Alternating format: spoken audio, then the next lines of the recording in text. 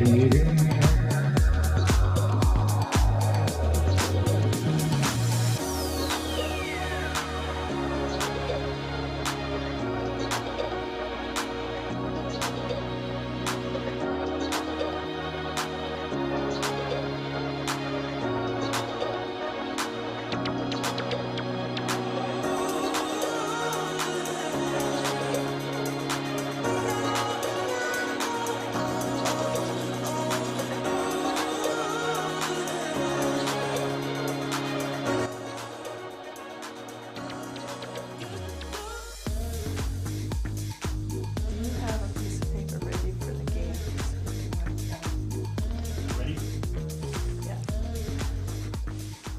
morning. Welcome to the PNW District Club Excellence Conversations, the first ever virtual education session dedicated to helping you, the members, come together to get some tips on how to make your club be the very best that it can be. You may well ask why we are changing what has historically been CLE, or Club Leadership Education, and what's in it for you. I came up with the idea of moving away from CLEs this year because, quite honestly, it was normally limited to incoming officers, and the attendance had gone down significantly from year to year. I wanted to pursue a goal of having meetings where all members could come together to work toward club excellence. It's my opinion that it takes the whole club to work together in order to achieve it. Not just the officers and the board members. Every member is a leader in one form or another, whether as an elected officer, a committee chair, or even a brand new member with new ideas. We all have a stake in helping our clubs to succeed. So, what started out as regional meetings that followed that principal goal of all member inclusion have now become virtual meetings that can be attended and enjoyed from the comfort of your home. You don't have to get up early, travel several hours to get to the meeting, spend 6+ hours in the meeting, and then travel several hours to get back home. The change to the virtual setting has actually become a huge benefit, in my opinion, and may be one that we can continue. That's up to our future district leaders. This pandemic has been an immense difficulty for all of us and necessitated many changes to our daily lives and Kiwanis activities.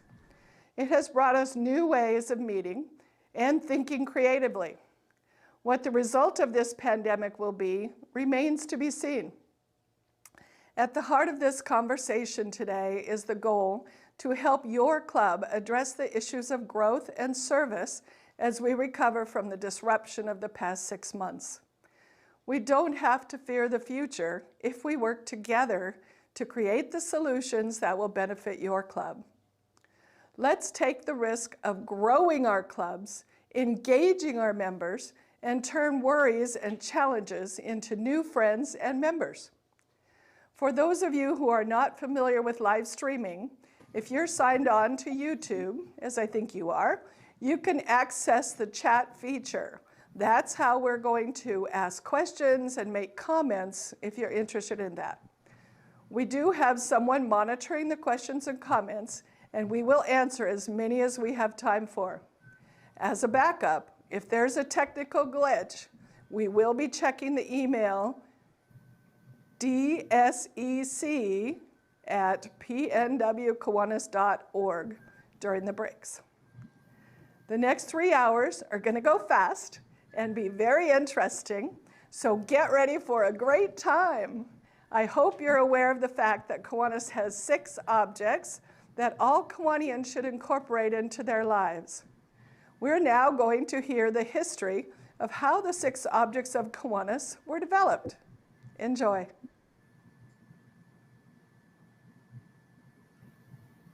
It's always important to remember who we are as Kiwanians and how we got here. So let's do a brief history review. Kiwanis was formed in 1915 to gather some businessmen together to get group insurance rates. This also provided an opportunity for business networking. They put together articles of association for the legal purposes But beyond that, there were few formal goals or guidelines. Then Kiwanis founder Alan Brown presented the motto, "Service brings its own reward," and presented the Kiwanis Creed, which contained 12 very wordy articles that gave somewhat of a guideline. At the first International Convention in 1918, delegates approved the first Constitution, which referred to a group of underlying policies. These were the first objects of Kiwanis. The 1919 convention saw the adoption of more formal policies emphasizing the spiritual qualities of character like courage, imagination, integrity, vision, faith, and hope. In 1920, the original motto, "We Build," was adopted. In 1923, Kiwanis decided they needed a more concise and focused constitution, so they formed a constitutional committee to draft it. The committee worked on the project for an entire year, and the 1924 convention saw the adoption of a major revision of the Constitution. As part of that Constitution, Article 2 laid out 6 revised policies. These policies are what we now know as the objects of Kiwanis.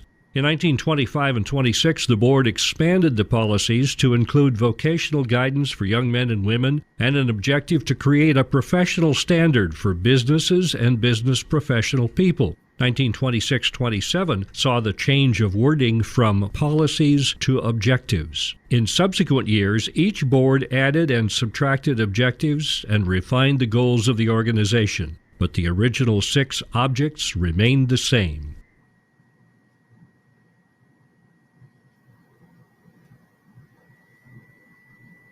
The objects of Kiwanis are stated in a specific order, and though there are 6 of them, they're not numbered, as all are equal in importance and each can stand on its own value.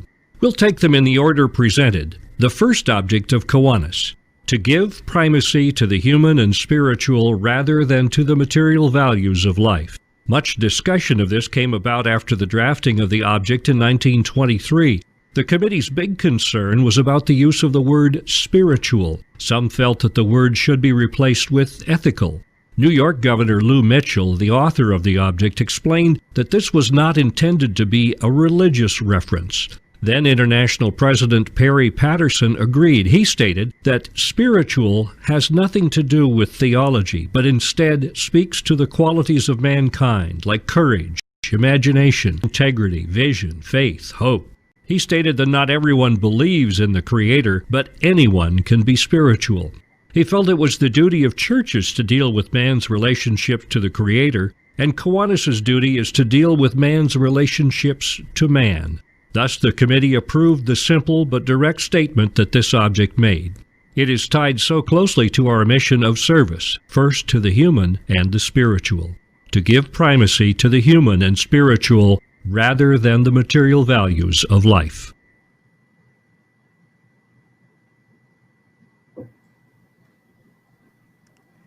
Hello again. I hope you enjoyed the history and the first object of Kiwanis and are looking forward to the rest of them. Team building is an important part of the success of your Kiwanis Club. And this morning, we're going to start our team building session with a game. I'm calling it, "What Can You Do With This?"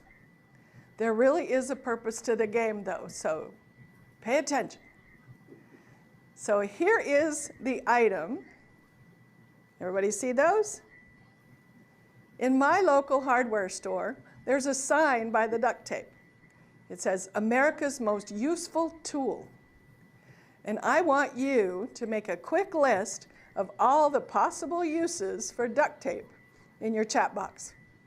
When you have a couple of them listed, please hit enter and send it to us so that we can get started. We will be standing by to share your answers. So here you go. Send them on in to me so I can play the game. So come on, let me see those items. What can you do with duct tape? Okay. A gag. Listen to that. You're not very nice. Are you talking about gagging me? That's what we could do. We could rip off tape, but it would leave residue. a wallet. Patch a leak. Oh, that's a nice one, Daryl. Patch a leak. My husband lives by duct tape, by the way. Repair of wires. Yep. Car patch. Bat tape. I should be reading out names. We've heard from Daryl and Lynn and Renee. Attach it to your bumper to your car. Cover the lieutenant governor's mouth. And then you can make a purse with it. That one I knew about. All right. Randy said the repair of wires. Gail Spurrell, signage, cloth making, and repairs. So you can see that as more people get involved in this game, it gets bigger and better. Come on, guys, give me some more. Here we go. Sealed joints on furnace ducts. Oh, really? That's what it was started for. But I'm told that it might not stick to today's duct working. So there's that. That was from Rebecca. Okay, from Mary. Prom dress. I have seen those prom dresses on TV where they have contests and they have special parties just for wearing that prom dress. Tie up the members so they can't quit. Oh, you know what? That one wins a prize. I like that one, David Crozier. Okay, wait a minute. I'm missing something here. We got men pants, fixing a leaky boat. Ken says, great for mending tarps. Susan, crafts for kids, keychains, picture frames. That's right, Susan. Exactly right. Jackie Sue, corralling grandkids. Oh, I like that one too. Any more? We still have some time. Okay, audience in the room, you got any more ideas before I call an end to this? Shoe repair. Shoe repair. Oh, making boxes, David says. And I got to tell you what my husband uses duct tape for. He doesn't like to throw away socks that just have one little hole in them. So he darns his socks. In other words, he puts duct tape on his socks. They don't come out of the laundry looking very pretty. David says making boxes. Carol says attached to cardboard on broken car window.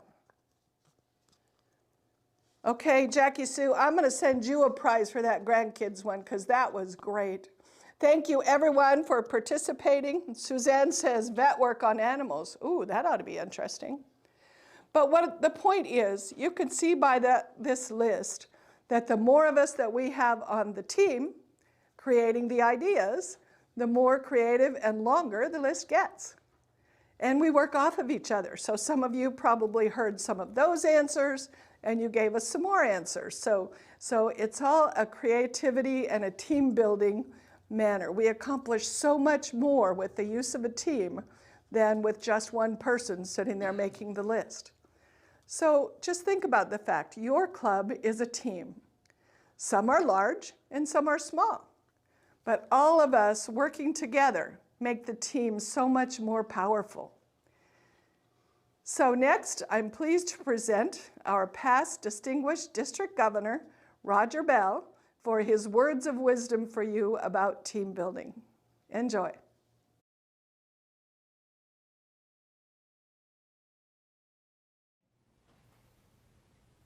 Hi there, Kiwanians. My name's Roger Bell, and the title of this Club Excellence conversation is Releasing the Power of Your Members. Now, team is a word that's probably overused in almost every organization.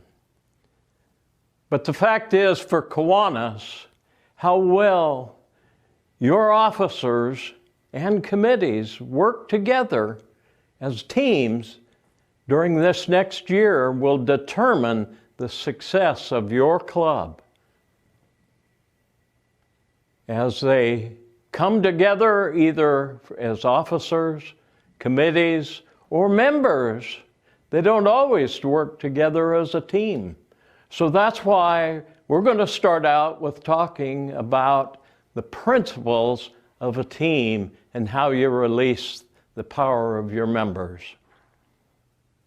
The first principle is that many heads are always better than one, even than a genius. If you have a genius on your committee, great. But the power is when you combine with every member their experiences and knowledge to bring forth a better result. And that's releasing the power. When you have that release of all heads combined as a total addition, not an average, of the members' experience and knowledge.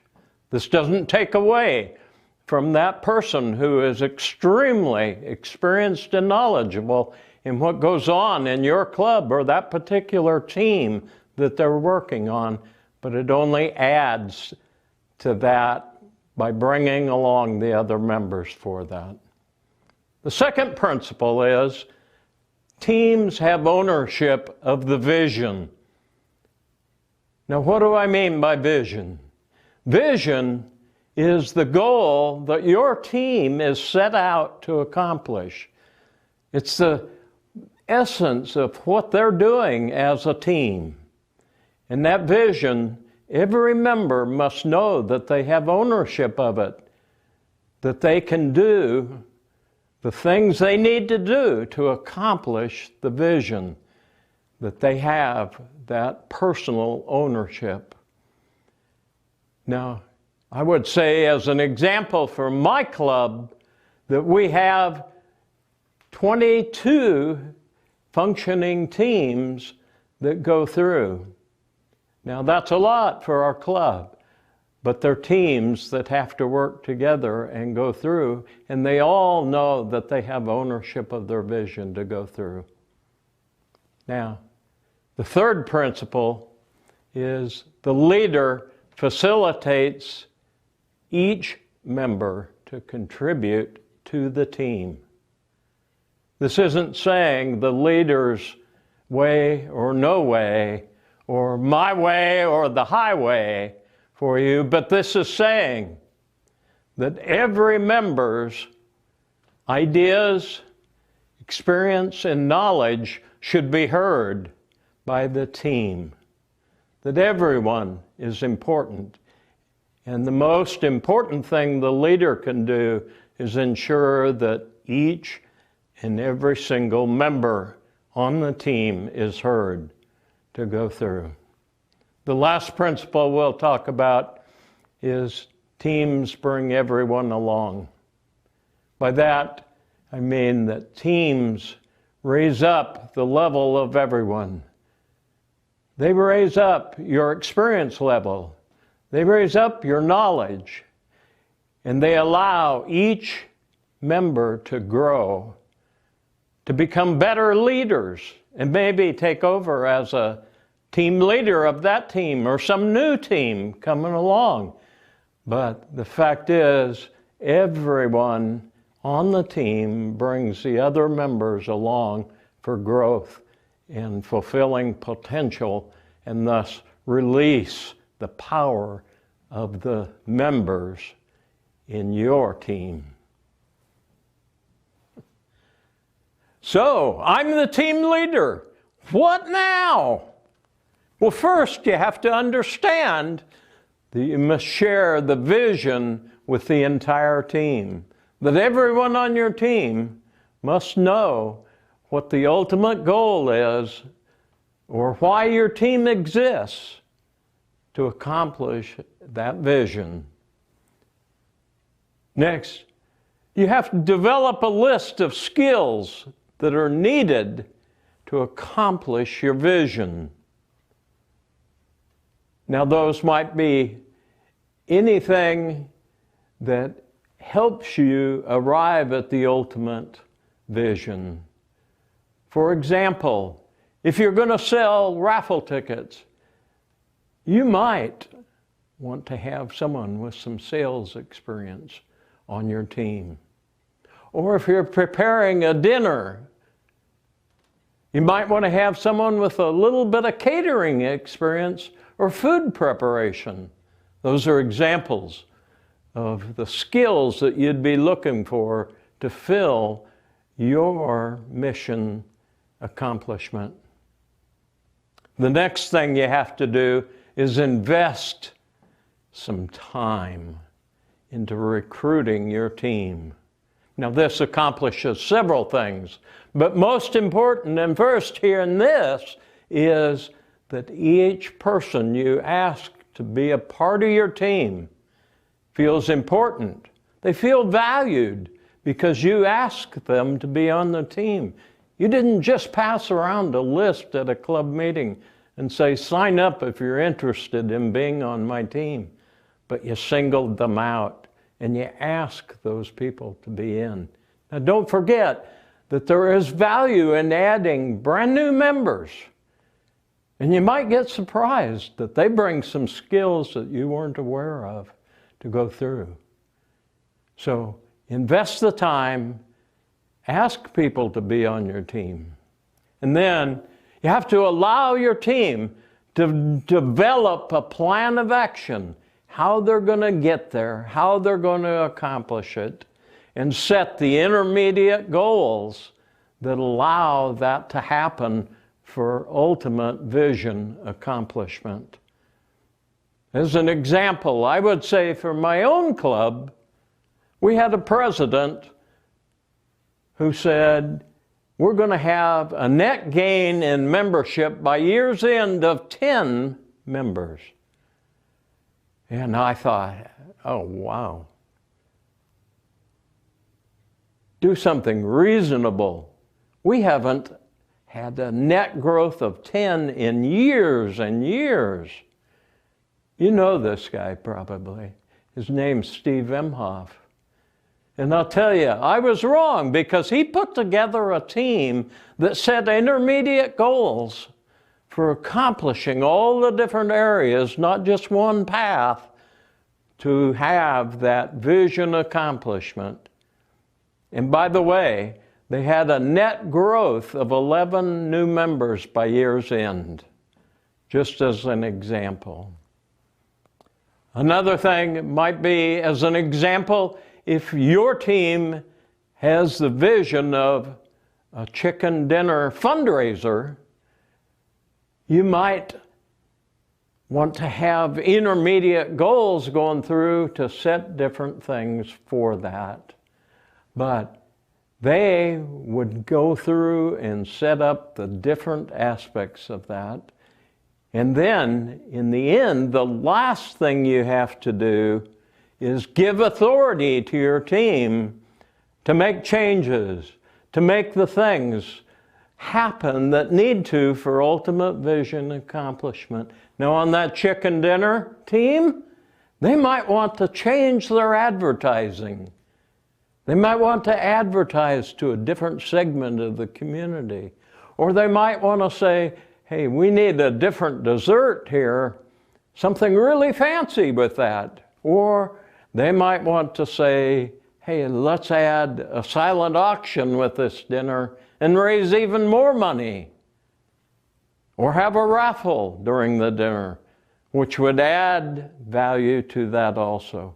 They need to understand that they have the authority to make those changes as long as they remain focused on vision accomplishment. That is releasing the power of your members to be all that they can be and accomplish great things. So, as the leader, you understand, you develop, you invest, you allow, and you give that authority that releases the power of your members for vision accomplishment. Okay, the team is formed and it's functioning. So how do I release the power of team? Well, first, there's evaluation. Constant evaluation is essential to continued success. You mean we got to evaluate every person? Oh, no. What I mean is you're evaluating how the team's working together, how they handle disagreement, how they handle conflict, how they handle agreement and success. Those things need to be evaluated to show improvement in how the team's coming together and releasing power within them as you evaluate how they do that. I attended a seminar last year. It happened to be for the city that I'm a councilman on, but the principle was the same. It was, how do you handle conflict on a team? How you do that is true here too, just as well as it is how you handle success. Those things need to be evaluated and measured for team growth and individuals coming together for more fluid action in vision accomplishment. The next thing is expansion. I mean, expanding your team for added value. When you see that you have a skill set that's not on your team and it would really help the team develop, go recruit someone to fill that who has that skill set. And it will bring more value to the team as a whole. And it'll release the power of the others when you have someone else coming into that. And the other aspect of that is, life just has a way of dealing different things to us. People move away. People lose interest and drop off of a committee, or they have commitments that they can't make it. So you need to be expanding and filling your team. When you see that there's one of those skills that you don't have, go recruit someone who has that skill. Ask them to bring their value to your team. And you're releasing the entire team then to have a stronger vision accomplishment. And the last thing is to celebrate achievement of your goals along the way. Now, this isn't new to me. You might remember recognizing accomplishments together was a theme I used for many years. And it's important. We have to tell everyone that they're important. This isn't saying the team leader did this, but the team members did it. Everyone. We have to find a way to celebrate those accomplishments of intermediate goals as we move along. Then people feel more valued, more wanted, and they're more willing to participate in the ultimate vision accomplishment.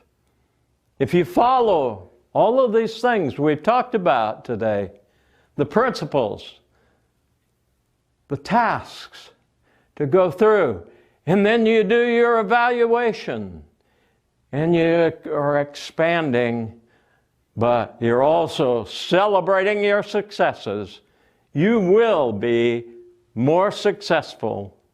You will be more successful in vision accomplishment and team growth. Thank you for listening today and participating. And I would say if you apply these things within your club on all of your teams during this next year, you will have a stronger club and you'll see the value of your members being released for vision accomplishment on every single team. Thank you again.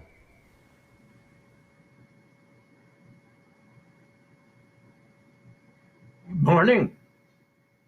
Glad to be here, and I'm really excited that you're all here also. So as we wait for questions to come in, I would just say that I have a question that came in when we were setting this up already and previewing it. And that first question was, you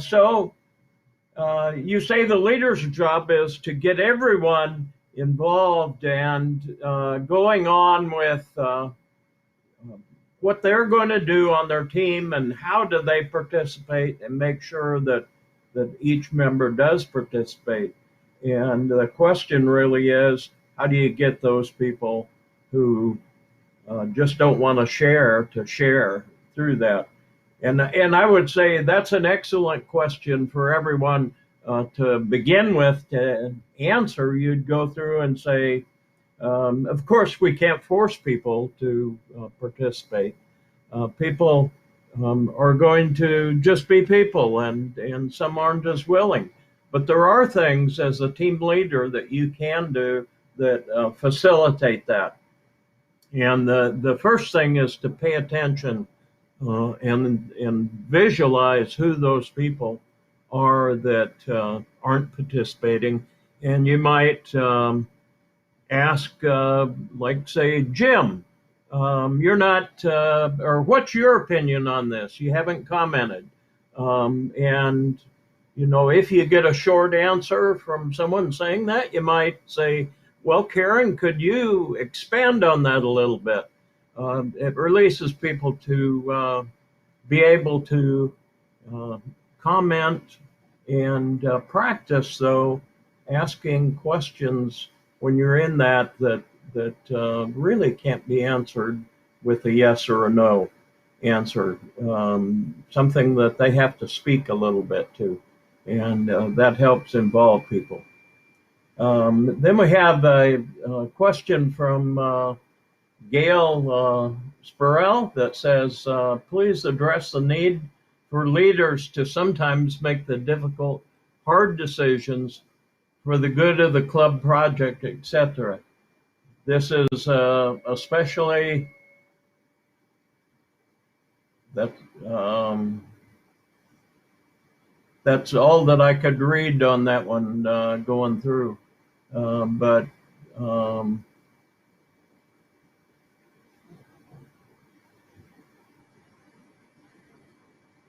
and then I get something back with coming through. I'm not seeing on here the rest of Gail's question on that. The hard decisions, so I will assume are when we have to make some changes or interrupt. Let's take one example would be when we have someone who just continually dominates the conversation as we're going through. As a leader, I would interrupt maybe and just say, well, Randy, what do you think about this? Do you agree with this, or do you have a different opinion on it? And if so, what is it? So we've asked a question that can't be just said yes or no, but what's the difference of why you're answering that question to go through?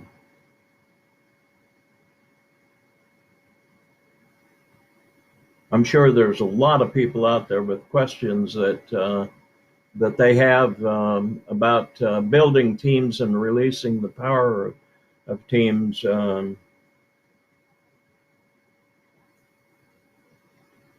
I know I struggled for many years of going through and saying, you know, I know where I want to be. And, you know, sometimes it's just easier to do it myself and get it done.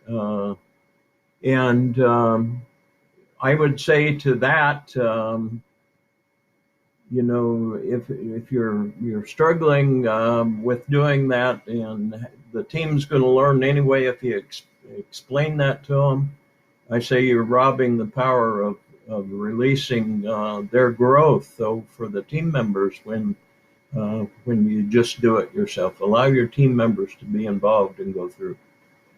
Here's the next question. How big should a team be? Well, that's an excellent question, because I think that that's going to vary on what your team has to accomplish and what it is, what their vision is. How many people does it take to get there? Obviously, if you're putting on that chicken dinner, you're going to need a larger group than if you're just doing a single event like a raffle for a fundraiser. So, it depends on the team and how many skill sets you need to go through that.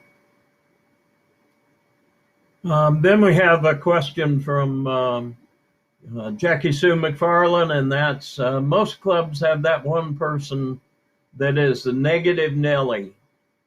Any suggestions on how to combat that? Yes, many times we'll experience this in teams where we have a person who just wants negative attitudes to come through that. And of course, the easy answer is they just don't allow them on the team. But that doesn't accomplish a whole lot, does it? If we're trying to involve our members and we draw on members to get through. So the easy way to go through is to, as a leader, direct conversation from the other members of the team that would bring more positive answers to that. So again, like the example I gave, that you can ask a question, directed more like, do you agree with that, Nancy? And if you don't, or do or don't, please expand on your answer so we can all benefit by your knowledge and experience. So try moving those things along. I know that's difficult many times to make that transition with people that are extremely negative, but it's also absolutely necessary. And of course, ultimately, the leader's real position may have to be that they ask a person not to be on a team if they can't turn things around. And that should be the last resort, though, because you want to show positivity in your leadership also in how you can change people and move people into being positive contributors.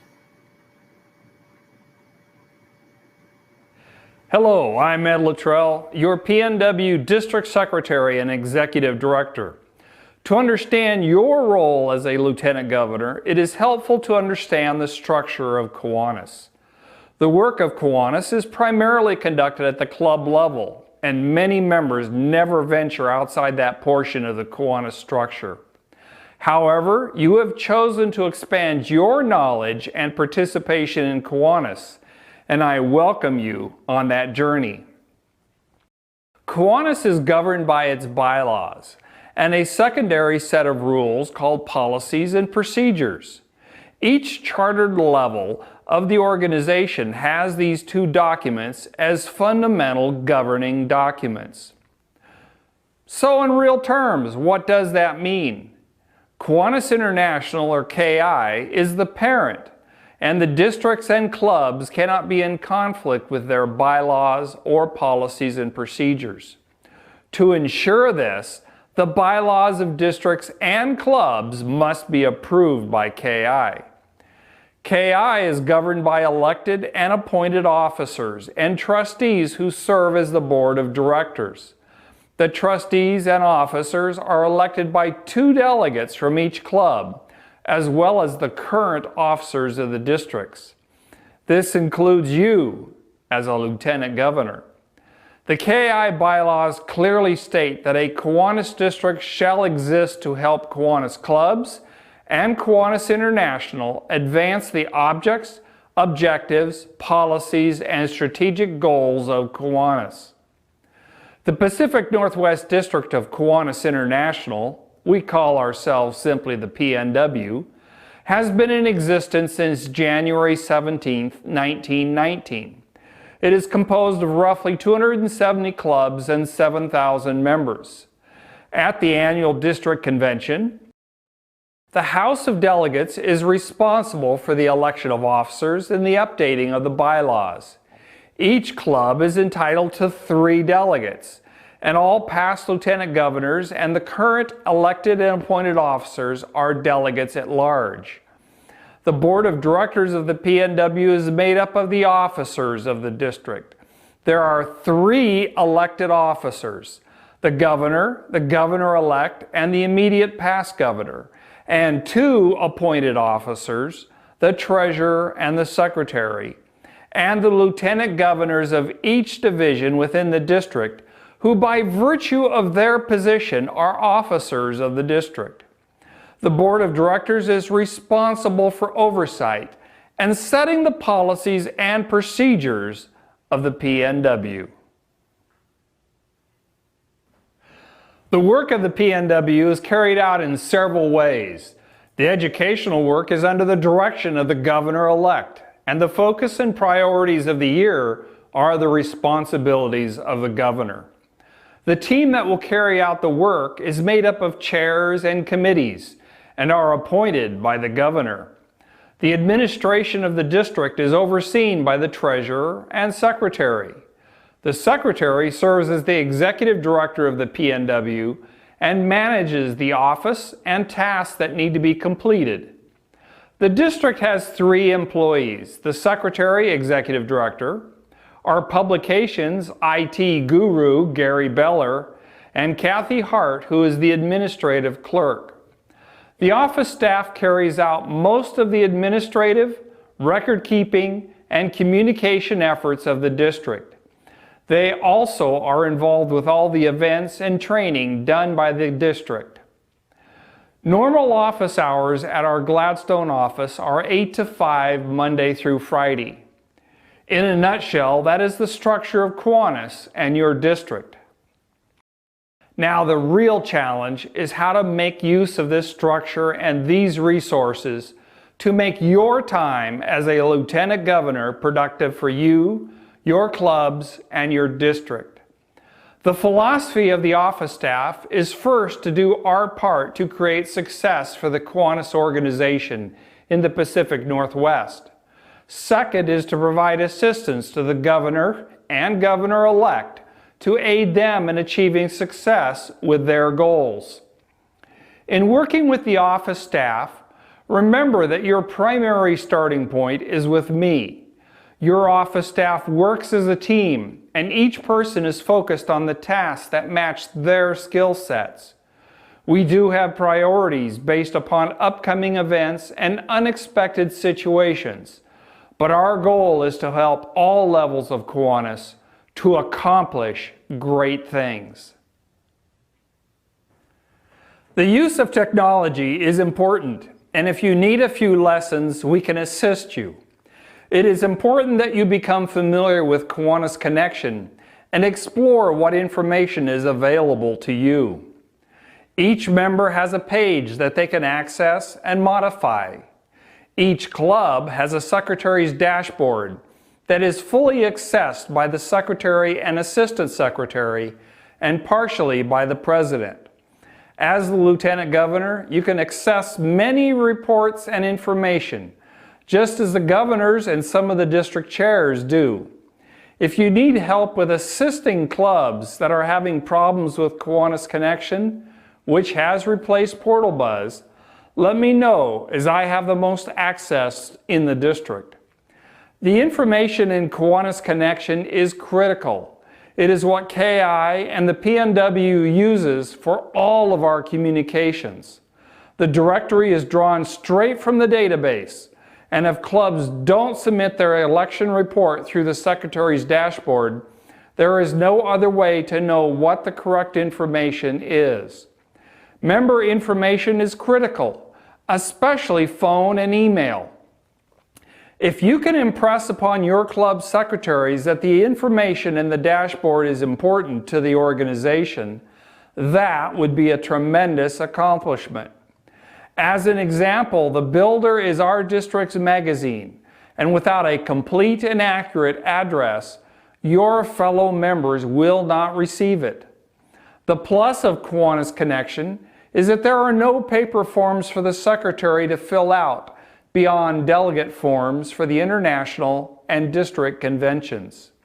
Just to clarify, KI and the district never sell or releases the information in our membership database, and only approved information is distributed to our membership. The information is as secure as KI can make it. I'd like to share some essential information on communication to help you. If anyone checks the box in the dashboard not to receive information from KI or from the district, they don't get anything. If someone unsubscribes from a district email list, they unsubscribe from all emails. If a member wants some things but not others, encourage them to use the delete button rather than the total elimination option. The website of the PNW is designed primarily as a resource for you. Everything that we can provide you to assist you in performing your task as a Lieutenant Governor is there. As you can see from this screenshot, there is a lot of information at the click of a mouse. If you scroll over to the blue bar near the top of the page, the lead category gives you choices that you will need to utilize as an officer of the district. The serve category gives you choices on our projects and partners. The events category gives you the choice for each district event that you might be interested in or required to attend. Resources gives you choices for commonly requested information from both KI and the PNW. I would suggest that you just explore the website and become familiar with where the various documents are located. There is a lot of information on our site, and if you find something that is out of date, just shoot me an email. The annual directory is now an electronic document only that is emailed to you.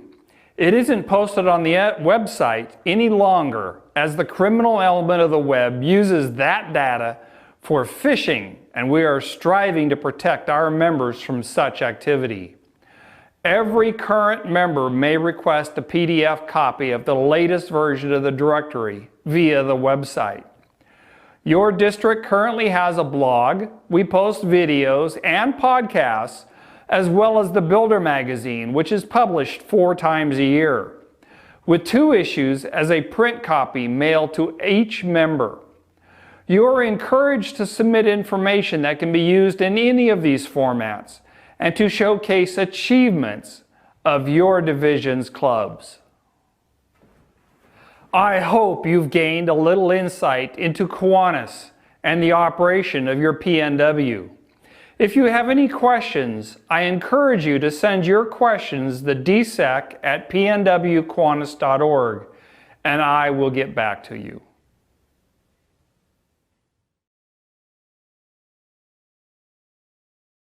The next object was probably the easiest one to add to this list: to encourage the daily living of the Golden Rule in all human relationships. The concept of doing unto others as you would have them do unto you goes back into ancient history, around 2000 to 1600 BC, when in Egypt it was stated, "Now this is the command, do to the doer to make him do." Much later, in the 600 to 300 BC era, a reference has been found that says, "That which you hate to be done to you, do not do to another." That statement was taken from the negative point of view, but it does state the rule. The earliest usage of the Golden Rule, or the Golden Law, as we know it, is from the Anglican Church in Britain, as theologians and preachers started to use the phrase widely. This began around 1604 AD. Today, the thought is used worldwide. Although the phrasing changes from one user to another, the sentiment always remains the same. So it's only natural that the Golden Rule would be included as part of our Kiwanis fabric, to encourage the daily living of the Golden Rule in all human relationships.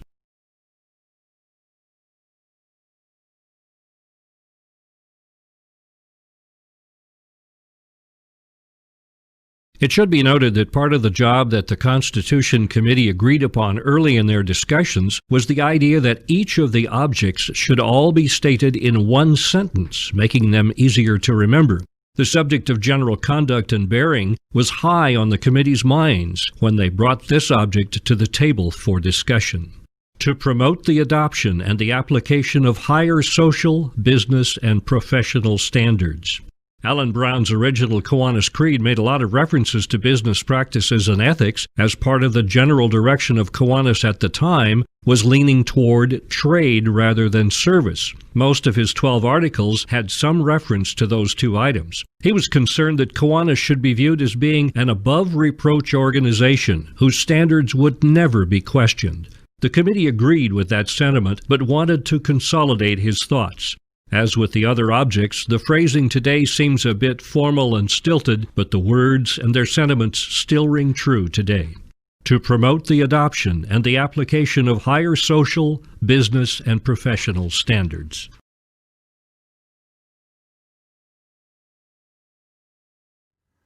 I took the time to attend the President and Secretary trainings last month when they were first released. They were full of good, basic information. I believe they provide the foundation you need for a successful year. Hopefully by now you have your leadership guide, which reflects the information you were given during the webinars. Keep your leadership guide handy as you progress in this year. It can act as a reminder of your duties, as well as a great place to keep notes. One great part of this leadership guide is the resources section, found in the last chapter. Most of the answers you seek can be found through those pages. Keeping notes during your year will help your successor understand more of what to expect. Communication with your predecessor and successor is the key to allowing for smooth transitions from year to year. Of course, if you are the notorious secretary for life or treasurer for life, this doesn't really apply to you. In this case, however, I strongly encourage you to have someone in your club that understands your job and how to perform your duties, just in case. One chapter that I was happy to see included was on the membership committee. This chapter will give you a great basic understanding of what a membership chair and/or committee can do. That includes fun ways to recruit new members, who you might target for membership, what to do when you get a new member, and how to get and keep that new member engaged in your club and projects. All of these parts are incredibly important in keeping your club active and effective in your community. Every single member of your club plays an important role. Whether officer, committee chair, or active member, all play an important part of bettering your team. The Kiwanis International Training Modules are available on the KI website for those of you who were unable to attend the June training. Remember, we are here to serve the children. Keeping your Kiwanis Club resilient in your community will enable you to become better at serving those children. I hope that you will take advantage of KI's training. We will now give you a 5-minute break to stretch your legs and get ready to explore the fun and advantages of working with members that have different personality traits. See you in 5.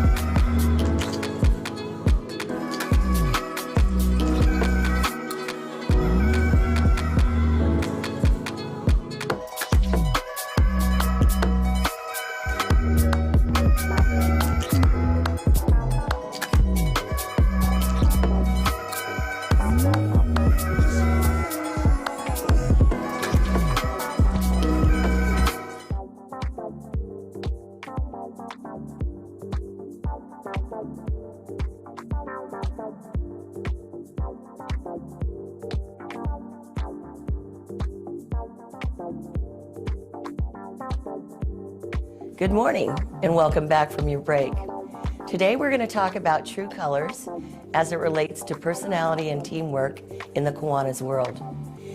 For those of you who have not taken your test, it's located on the CEC event page on the PNW website. For those of you who have taken your test, add up the numbers according to the guide at the bottom of the page. Your highest score is your dominant color. So to give you a little background, it was introduced in 1978 by Don Lowry. It combines work of Hippocrates, Jung, Myers-Briggs, and Keirsey, and their concepts of human behavior. It's much easier to remember and apply than Myers-Briggs. So the purpose of this is to use this information to improve teamwork in your club. Perhaps you have some personalities that are clashing and you want to take a look at this and see how they relate and how you can make it easier. To identify the commonalities. You guys may have more in common than you realize. To acknowledge the individuality. What are those wonderful traits on your team? To appreciate the gifts of others. And to also value the methods of others. Just because those aren't your methods, it does not mean that they should be value added. What you don't want to do is use this as a label or a stereotype. You don't want to use this to make excuses for poor behavior. And you certainly don't want to change other people. Scores. People usually have characteristics from all four color styles. One or two colors are typically dominant. The highest score, and that's your dominant color. And you're going to see a lot of familiar attributes as we go through this. And you are comfortable in displaying these characteristics, and they just happen automatically. Your second highest, that might be a major influence on your first color. It might be interchangeable with your first color. The third and fourth colors, well, they're kind of unnatural for you. They're not normal behavior for you. They're probably underdeveloped because you haven't used a lot of these traits. They may be things that you actually admire in others, but at the same time, it could cause the most conflict with others. So we're going to talk a little bit about blues. Some of the traits about blues are that they're very, very optimistic. So these are the people that have something good to say about most ideas. Blues are typically very accepting, so they might be the person to reach out to that new member and feel like they want to mentor them a little bit. They're extremely supportive. So if the president has an idea and they want to bring it to fruition, you want those blue people to help out. They're caretakers. They're just natural caretakers. So they might be the person that wants to greet people at the door. They might be the person that someone's having problems or someone's ill, and they're the perfect person to write that get well card on behalf of the club. Blues are enthusiastic, so they're your cheerleaders. Blues are passionate and romantic. They're often peacemakers. So if you are agreeing to disagree, or not agreeing to disagree at a board meeting, they're often the person that will come to a place where you can all get along. Blues are extremely cooperative, so they're fairly easy to work with in that sense. They're often spiritual people, and they're extremely people-oriented. But the stressors that come with a blue personality is blues often feel conflict. They often feel isolated, so you might notice that if a blue person presents an idea and it's not accepted, they may shut down and they may not be talking. So watch out for those traits. Blues often feel rejection. So again, if they have an idea and it's rejected, it's just natural for them to feel that way. They are often known for negativity. And more often than not, blues feel like they're being used. They feel like they're contributing to society, but people aren't really appreciating them. Sometimes they can be apathetic. And sometimes there's a little insincerity involved. Again, blues do feel a lack of acknowledgement or appreciation, going back to that being used. Sometimes blues are not being genuine as a result, and maybe they don't share as easily. But one of the stronger traits in blues is they just don't know how to say no. So blues, they see themselves as caring, trusting, giving everybody the benefit of the doubt. They're tirelessly working for a cause. They think they're supportive. And they're genuinely interested, or they see themselves are genuinely interested in others. But others may see them, as a result, as perhaps being too emotional, taking things too personally. Maybe they think they're naive because they are reacting that way. They may see them as overcommitted. Because of their caring nature and caretaking nature, others may view them as smothering. And then some may see them as just nosy. As it relates to Kiwanis, when you're talking to a blue, make sure you acknowledge them. Make them feel value added and important. Be personable with them. Blues genuinely have softer personalities, and they want to feel value added. They want to feel like they're making a difference. Listen for their feelings, because they are reactive. They may be feeling something, and you may find it good to pull them aside and have a private talk with them. Hear them out. Again, they often feel like they're unappreciated or being used, so really, really make a point to listen to those with blue personalities. Act as a feedback sandwich, kind of like mirror them, talk with them, and just work things through. And by all means, because of the emotional nature of a blue personality, limit your sarcasm or teasing. Now, if you are a blue, recognize if you're reading between the lines. You may be taking something very personally that is not in fact the case. And so you just really have to take a look at that. Add the word no to your vocabulary. This is often one of the worst traits of a blue, is not being able to say no. Speak up. It's okay to be direct. If you feel like you're not being heard, speak up. And finally, discern when you're rambling and know when to get to the point. People don't want to listen to all the drama. Now, here are the benefits of having blues on your team. Again, blues bring a great deal of enthusiasm to your team. They're your team cheerleader. They may make your best recruiters. They have a mentoring nature.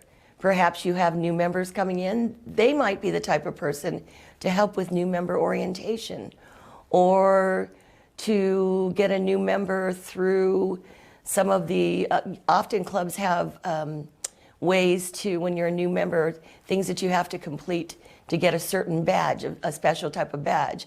Make sure that you include those blues in that mentoring project. They're great at team building.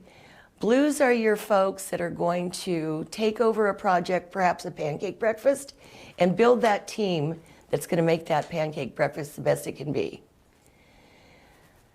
They're very supportive, so they might be your best friend when you're looking for support to try to shake it up.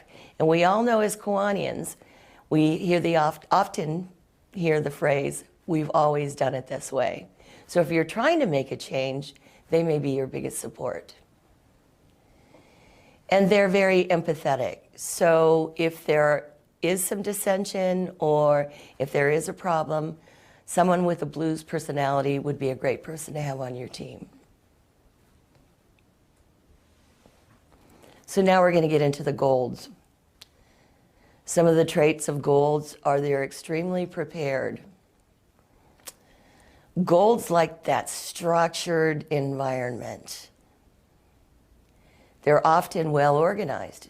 This Golds may be a good person to put in a secretary or treasurer position.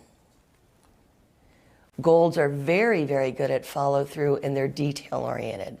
Again, that would be a great reason to have them be an officer or to lead a committee or to lead a service project. They love to plan, and that goes right back to their follow through and their organization skills. Planning an event, planning a function might be a good place to put a person with Gold personality. Golds are very punctual, and you can count on them. They're often very procedural, so your Golds might be those that say, we need to follow it this way because this is how it's set up. They're rule followers.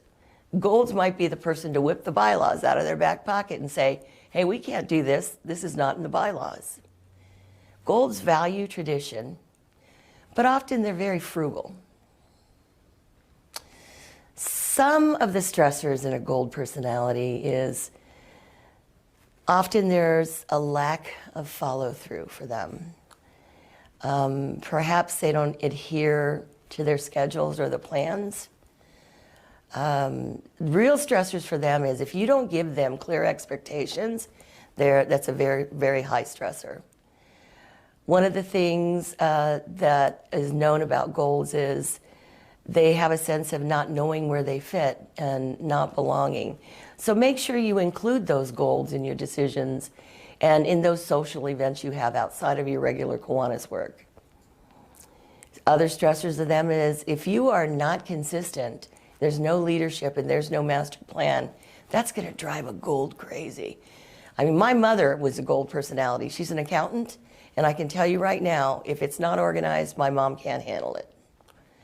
Sometimes the stress for them is being forced to neglect family time or traditions. Because they're so detail-oriented, because they're so organized, often they will be forced to miss some things, and that will cause them a lot of stress. Other stressors are missing deadlines. Again, having a mom that's an accountant, I can tell you when IRS time rolled around, that was a real difficult time for her because she's very deadline-oriented. And the other thing is, Golds don't like rule breakers. Back to what I said in the beginning, they're more likely to whip those bylaws out of their pocket and say, we can't do this. It's not in the bylaws. So how they perceive themselves as stable and dependable, and they often are. They might see themselves as knowing what's best. They see themselves as being very, very responsible. They are goal-oriented in their eyes, and they see themselves as punctual. When I was growing up, I had a coach, and he used to say, when you're showing up for practice, show up in Lombardi time, 15 minutes early. So a Gold will be a Lombardi time type of person. But how we might perceive them, or others might perceive them, are rigid and stubborn. Perhaps a little on the judgmental side, maybe bossy or controlling. We might see them as workaholics, and we certainly might see them as very rigid about time. So relating to Kiwanis, how would you talk to a Gold? The best thing to do with a Gold, because of their skills in organization, is to make sure you communicate in writing. Not a text, not a quick phone call and say, can you do this, this, and this, and this? Put it in writing so they have it in front of them. Don't interrupt a Gold, because they are very specific and they're very punctual and they're very organized and they're very scheduled. So if you interrupt them and they're not allowed to say what they need to say, that might throw them off and they wouldn't be pretty happy. Be very specific. Again, going back to the communications. Don't give them a lot of different options. Be specific. Make sure you put closure so that the Gold understand that there is closure to the conversation, not an open end. Certainly stay on target, the tasks, the topics, and the times. And also, be consistent. If you are a Gold, have patience when others talk in different directions. I understand that you might feel a certain way, but perhaps others don't, so you need to learn to be a little bit patient. Certainly be open-minded and consider other options. Because you're so structured from a personality standpoint, golds have a tendency not to be as acceptant of new ideas. So certainly be open-minded. Be aware of how hard you drive yourself and others. Ease up a little. And last but not least, accept others' way of doing things if the ultimate goal is the same. Benefits of the gold on your team is they're very good planners.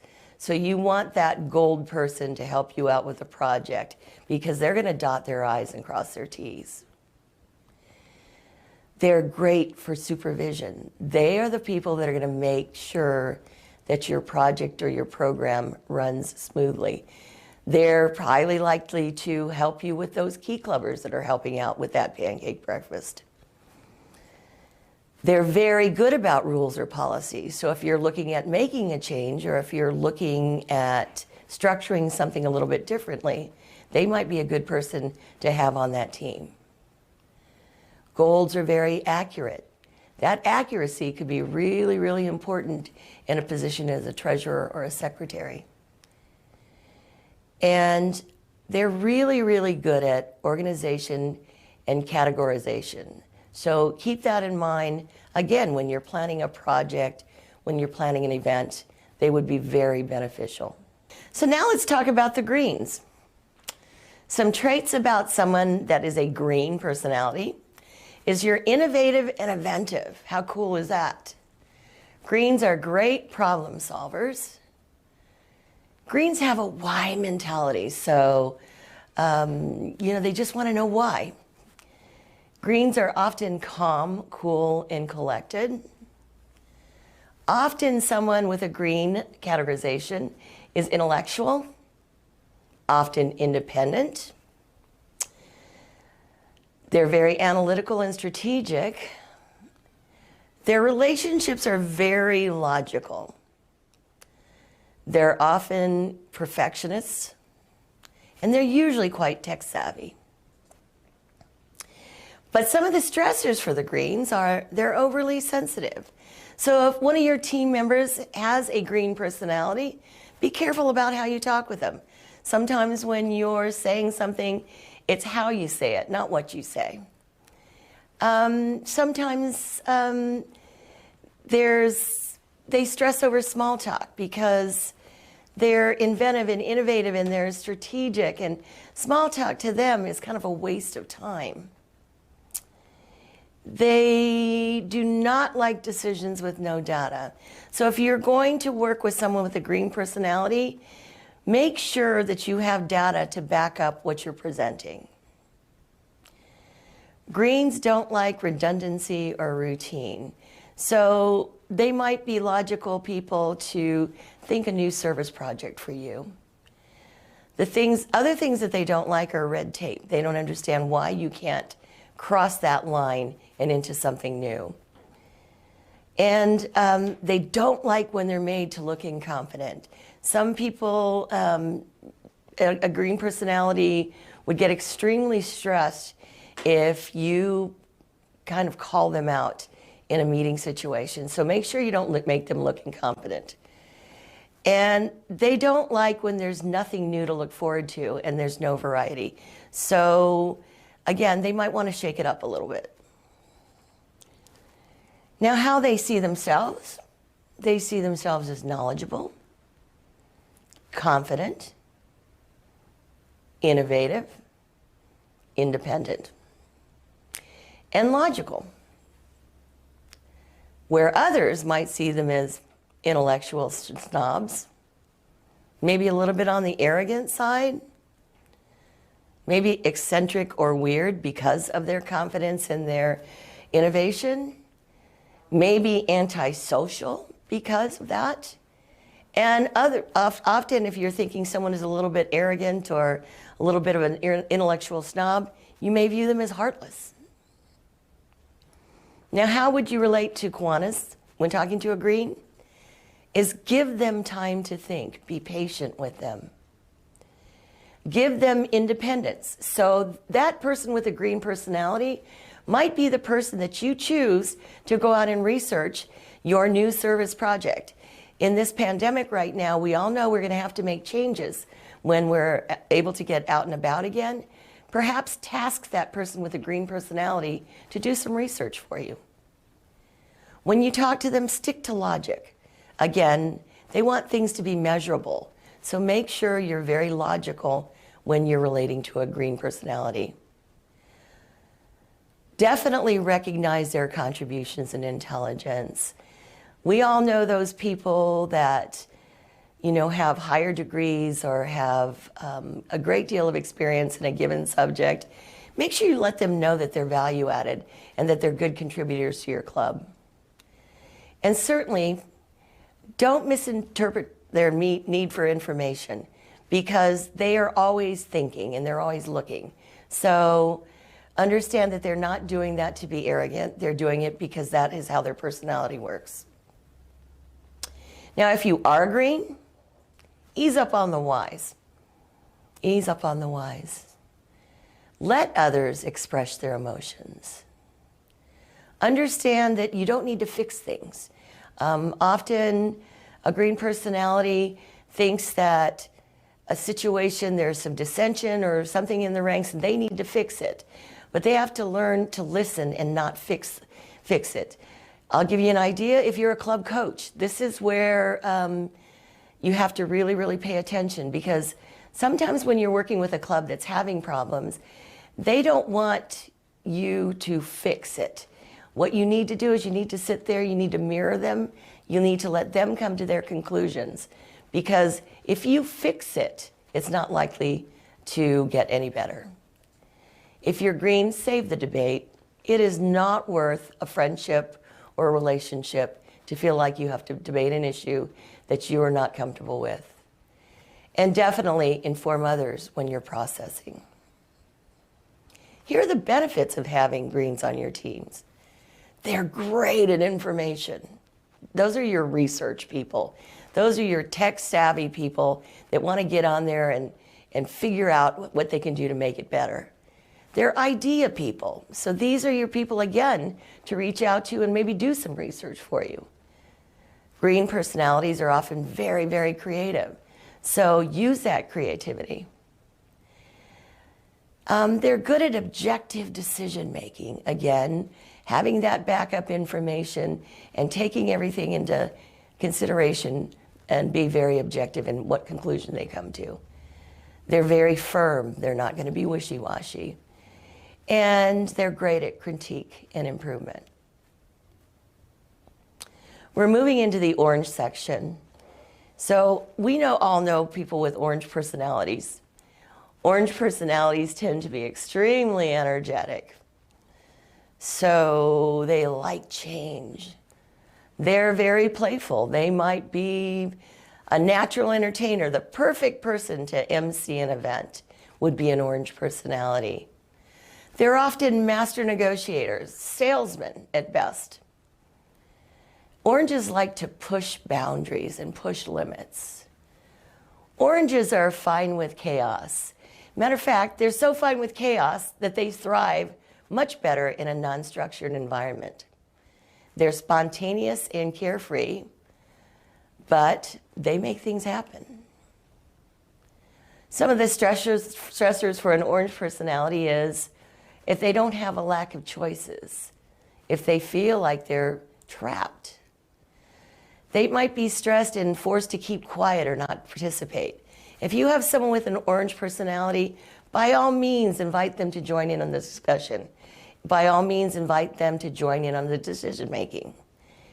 They get stressed when they can't use their skills. They get very stressed when there's insufficient attention.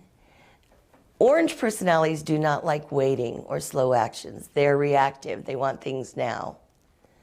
Orange personalities are uncomfortable and not happy with indecisiveness. An orange personality typically does not like routine. An orange personality is a very physical person, so they don't like lack of physical contact. Orange personalities are often stressed by all the little minutiae in the details or paperwork. And they also do not like inactivity or restriction of physical movement. So trying to get an orange to stay still is very difficult. Now, they see themselves as straightforward, to the point, as being able to keep their options open, as being easygoing, easy to get along with your buddy, as being very flexible, and as good negotiators. Others might say, oh my gosh, this person needs a filter. They're rude or they're blunt. Might see them as irresponsible, as not serious. But remember, they're always looking for something. They're always looking for something or wanting to negotiate or get in front of an audience. That's not being not serious. That's just a personality. They might see them as ignoring rules. It's not that they ignore rules. It's just that their personalities are the type that want to often look for something different. And others may see them as manipulative, but that really has a lot to do with more of a sales personality. Talking with an orange as it relates to Kiwanis, lighten up. Orange personalities are often very gregarious, and just keep that in mind when you're talking with them. Match their speed. They're often, flying left or right or, going off somewhere. Match that speed. Join them. Appreciate the flair. That personality is invaluable in a club. But be direct and to the point, because that's what they like. Now, if you are an orange personality, try to be aware of how you're coming across to people. Give them a little time to process. Maybe they're not thinking as quickly as you think. And certainly pause before committing to something. And the benefits of having oranges on your team is they have a tremendous amount of energy. They can't sit still. They're always wanting to do something. So give them those projects that require a lot of energy. They are good at risk-taking. So maybe you're not so good at risk-taking, but you need to take that chance on something in a project that you're working on. Get your orange people on board. They're great at entertainment. Again, your orange person is going to be the MC at that district convention, or they're going to be someone who can lighten up a room with a bunch of jokes. They laugh a lot. Orange people are traditionally pretty happy. They're great at the art of negotiation. Not everyone has that skill, so by all means, use their negotiating skills. And they're very honest. Often with oranges, you're going to get exactly what you see. So definitely use that honesty to an advantage. So thank you for joining us today. We hope we gave you a glimpse into how these wonderful personality profiles and traits can enhance the communication in your Kiwanis Club. So you'll see our references up on the screen, and we use these to come up with this presentation today. We hope to provide additional training like this in the future, so stay tuned. My name is Kathleen Moylan. I'm the membership chair for the Pacific Northwest District. If you have any questions, you can contact me at the below address, or I will be available after this presentation to answer some questions. Just remember, colors may change depending on your circumstances and your environment. There may be introverts and extroverts in each color. So folks, that's the end of our presentation. Thank you for joining us today. If you could type your questions into the chat box regarding anything regarding personality and teamwork, I'd be glad to answer them for you.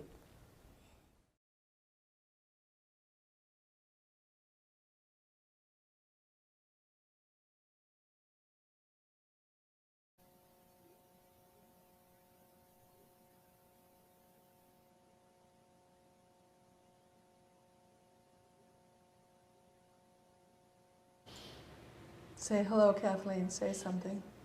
I said hello, but I can't see the chat box.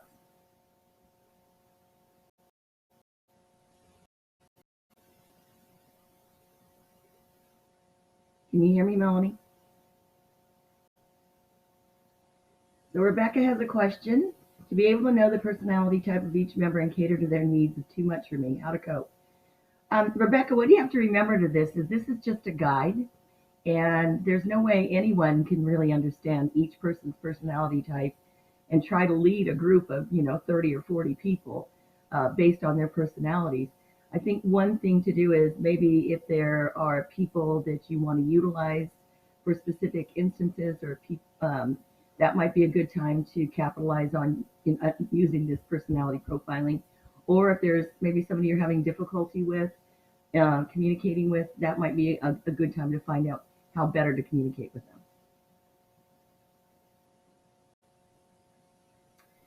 Hi, Ken. How are you today? Absolutely. So I have all of the information, and we can get that out to you either electronically or by some other means. Just let us know.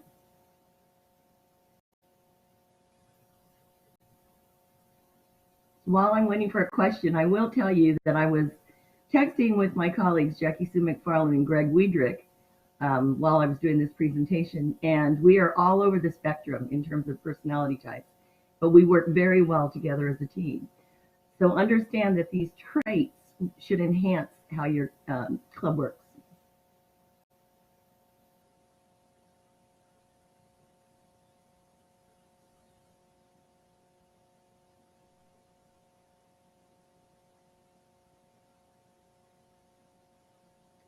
Hello, Jackie Sue. Would you mind? I think this might be difficult to do during a meeting if you don't have someone actually utilize these tools to be able to maybe mediate. A lot of this information people might take too seriously or to heart, and understand that these are just guidelines. I think that if you have a small enough club to be able to kind of collaborate together, it might be a good idea. If you have a pretty large club, I might do it in breakout groups.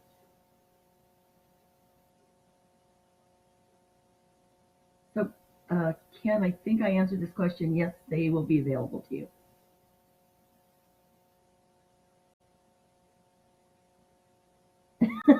I love your comment, Mary. Yeah, we have a lot of fun with this kind of stuff. I've been doing these types of programs for years. My background's in HR, and it's just interesting some of the research people have done.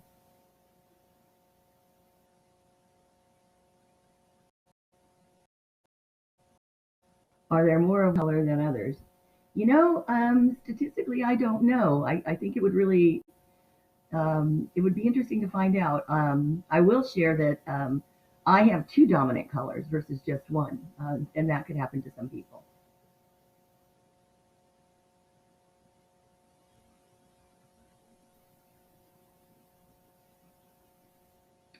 How is recruiting new members via virtual working?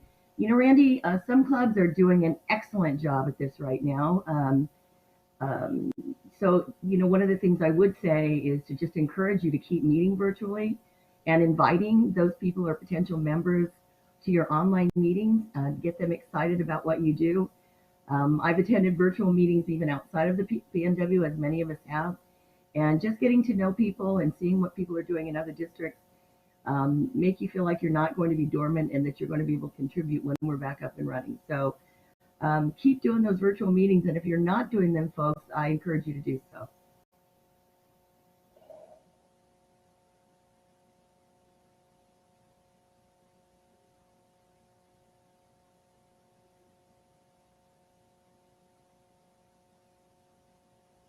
I have 2 as well.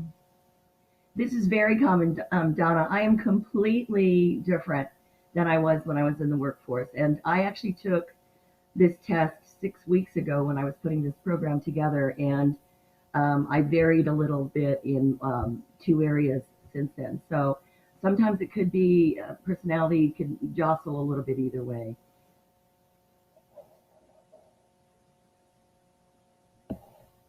So I think my time is winding down. So let's explore the 4th object of Kiwanis now.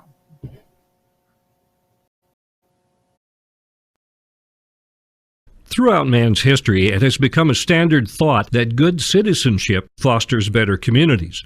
People's concerns for the welfare of others have bonded them together, noting that others have the same needs and desires as they do. To develop by precept and example a more intelligent, aggressive, and serviceable citizenship. Early in the Kiwanis history, even while the debate continued discussing whether we should emphasize trade or service, all agreed that Kiwanis should represent a higher standard. Its members should present to the world a unified front of upstanding good citizens. It became the daily goal to constantly provide examples of this good citizenship through visible acts of service, always striving to improve our world for everyone. Members were encouraged to always be on the alert for service opportunities, and when identified, to seek ways that Kiwanis could successfully serve those needs. And early on, Kiwanians started emphasizing assistance of underprivileged children. Living up to this object has continued to this day as we serve the children of the world. To develop by precept and example an intelligent, aggressive, and serviceable citizenship.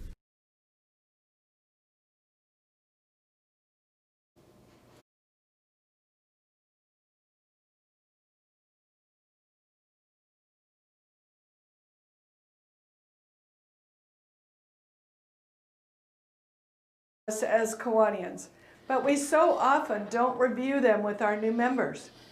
One of the goals of this CEC is to provide resources that will help you and your clubs build better teams. The first resource we would like to share with you are the Kiwanis websites. This is the PNW Kiwanis site, located at kiwanispnw.org. This is a site with lots of information, and it's designed to be user-friendly. Our latest video is in the center of the page, and below it is the latest blog. To the right is the latest episode of our podcast channel. Above that is our Membership is Priority 1 logo, which, if you click on it, takes you to the membership page. Above that is a block of different buttons to give you quick access to an ever-changing list of important resources. The blue bar above has a number of great resources, including quick resources, events, serve, learn, and lead, where you'll find lots of resources to help your clubs. Moving to the next site now, and it is Kiwanis International, located at www.kiwanis.org. Make sure to notice the member resources at the upper right. That leads you to a large amount of member resources from KI. Remember that if you don't find what you're looking for, click the magnifying glass and type in your topic in the search bar.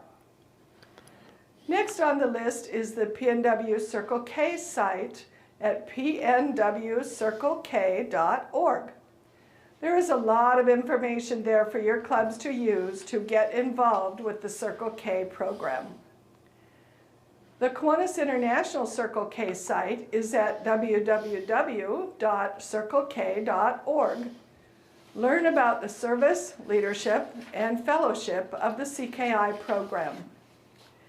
When you need to learn about Key Club, start with PNW Key Club site. It's www.pnwkeyclub.org. This is a great site to learn what the high school students in the PNW are doing. To get the overview of the Key Club program, go to KI Key Club at www.keyclub.org. If you have a high school in your club's area without a Key Club, start learning about how this program develops young people into leaders. Our middle school program, Builders Club, has a site at buildersclub.org to assist you in becoming familiar with this important program. The Kiwanis Elementary program, K-Kids Club, can be found at kiwaniskids.org. Learn what programs are available and get your club involved. The final part of the Kiwanis family are action clubs, and it can be found at actionclub.org. That's spelled A-K-T-I-O-N. Learn what potential the Action Club members have demonstrated and see how your club can become a part of this program. Now, let's hear about the fifth object of Kiwanis. Humans are a social entity. We seek out the companionship of others. It gives us a societal bond. Not only can we do more as a group, but having friends gives us a warmth of satisfaction and the knowledge that the lives of others can parallel ours and be of great benefit. To provide through Kiwanis clubs a practical means to form enduring friendships, to render altruistic service, and to build better communities. You may note the objects tend to overlap in their goals, and this one focuses on becoming close to other Kiwanians, as the closeness and friendship facilitates an easy working relationship with others to achieve common goals. When the group of friends get together, they become a strong team with many ideas and solutions for identified needs. In Alan Brown's Kiwanis Creed, he recognized that one of the greatest assets of all is our friends, and that we should take advantage of any of these friendships to achieve common goals. How many times have you heard someone say, "I don't have that answer, but I do know someone who does"? Friendship and service are natural partners. The familiarity of one's working partners makes it so much easier to find common ideas and solutions. A better community becomes a natural result. To provide through Kiwanis clubs a practical means to form enduring friendships, to render altruistic service, and to build better communities.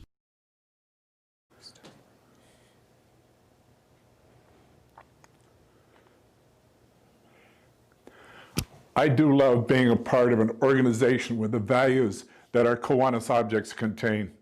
I hope you're enjoying these short reminders of who we are as Kiwanians. The key to Kiwanis is the service projects we do for the children and our communities. Your club performs important service in your local area, but the district and Kiwanis International have major products that our clubs can participate in. A project to cure preventable mental retardation resulted in the IDD, iodine deficiency disorders. This multi-year project was completed and is in the follow-up stage with the Children's Fund providing support. More information on this project can be found at kiwanis.org/children's fund, and click on the Impact and Programs tab. UNICEF has hailed this project as one of the greatest public health triumphs of the 20th century. Kiwanis International and the Children's Fund adopted the Eliminate project. This project deals with maternal and neonatal tetanus elimination. More information can be found at the kiwanis.org/children's fund. Read about how Kiwanis members and clubs are having an impact on saving children around the globe. The PNW has 3 major projects. The first of the 3 projects is KCCP, Kiwanis Children's Cancer Program. It can be found at kiwaniskccp.org. The 3 hospitals that are served directly by KCCP are Dornbecker Children's Hospital, Seattle Children's Hospital, and BC Children's Hospital. All 3 have a fellowship research program sponsored by KCCP that has the goal of researching cures for children's cancer. Contact John Brookins, who's the chair, for more information. The second project is for SIGN Fracture Care International. Simply go to the Serve tab on the PNW website and click on Kiwanis SIGN. Learn about how we can change families' lives by providing the funds that allow SIGN to repair broken legs and restore mobility on children and adults. The third project is called SOS for Save Old Spectacles. This project is found at kiwanispnw.org/sos.html. We save our old glasses and gift the gift of clear sight to those who might otherwise have to struggle. Please check out the internationals and your district's projects and consider adding 1 or more of the activities to your club. It is very rewarding to benefit those in our community, and by reaching out through our joint projects, we truly can change the world. Now we will share with you the final of the 6 objects of Kiwanis. to cooperate in creating and maintaining that sound public opinion and high idealism which makes possible the increase of righteousness, justice, patriotism, and goodwill. Once again, the objects interlock in purpose. This object tends to be a summary of the other five. If we put priority on the human and spiritual, if we abide by the golden rule, if we hold high standards in our social, business, and professional lives, if we serve by setting a higher example, if we foster enduring friendships, and if we regularly work together, better communities and better lives for all will be the result. In Kiwanis' 25th year, International Trustee Thomas L. Husselton wrote, "There could be no stronger proof of the soundness of our objects than the fact that the customs and mores of the people could change so much, yet the objects could continue to serve so well. This quarter-century test has shown that they cannot be improved because they are so fundamental." 25 years later, then Kiwanis Magazine managing editor David Williams noted, "The objects helped chart the early course of Kiwanis, helped give the organization direction and guidance along the way. Today, they remain an inspiration and a beacon for any of us who choose to rediscover them. To cooperate in creating and maintaining that sound public opinion and high idealism which makes possible the increase of righteousness, justice, patriotism, and goodwill."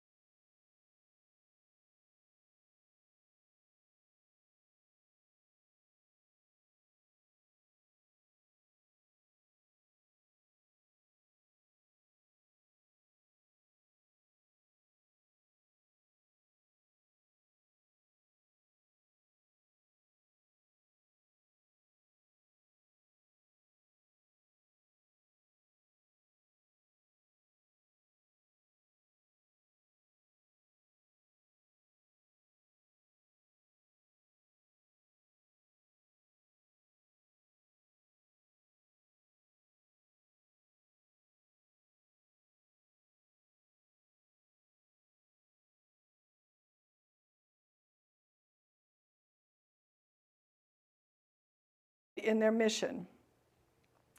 Many clubs have formed foundations to work in partnership with the club. These foundations increase the ability to the club to develop strong partnerships within the community that benefit everyone. Your foundation can be an important part of your club's work. I would like to mention the 3 foundations that can also benefit your club and members. These 3 foundations provided scholarships to our youth and offer grants to our clubs to increase the effectiveness of our local Kiwanis clubs. The Kiwanis Foundation of Canada can be found at kfcdn.org and serves the Kiwanis clubs in Canada. It was formed in 1971 and governed by Kiwanians from the 3 districts that encompass Canada, and thus our district by virtue of our having BC and the Yukon in our district. We have members who serve on that board. Greg Holland is the district chair. The Pacific Northwest Kiwanis Foundation is founded at www.pnwkiwanisfoundation.org, and it's celebrating its 35th anniversary this year. The PNW Foundation is governed by a board of 16 directors and 6 officers. Richard Johnson is the current president of the board for this year. The Kiwanis Children's Fund is the 3rd foundation that benefits our district and is international in scope. Information can be found at www.kiwanis.org/Children's Fund. We are very proud that our own George Cadman represented us as the president of the Kiwanis Children's Fund for the 2018-2019 year. If you want more information on the Kiwanis Children's Fund, please contact Gary Jesperson here in our district. We are going to play a video from Kiwanis International asking the important questions, what if?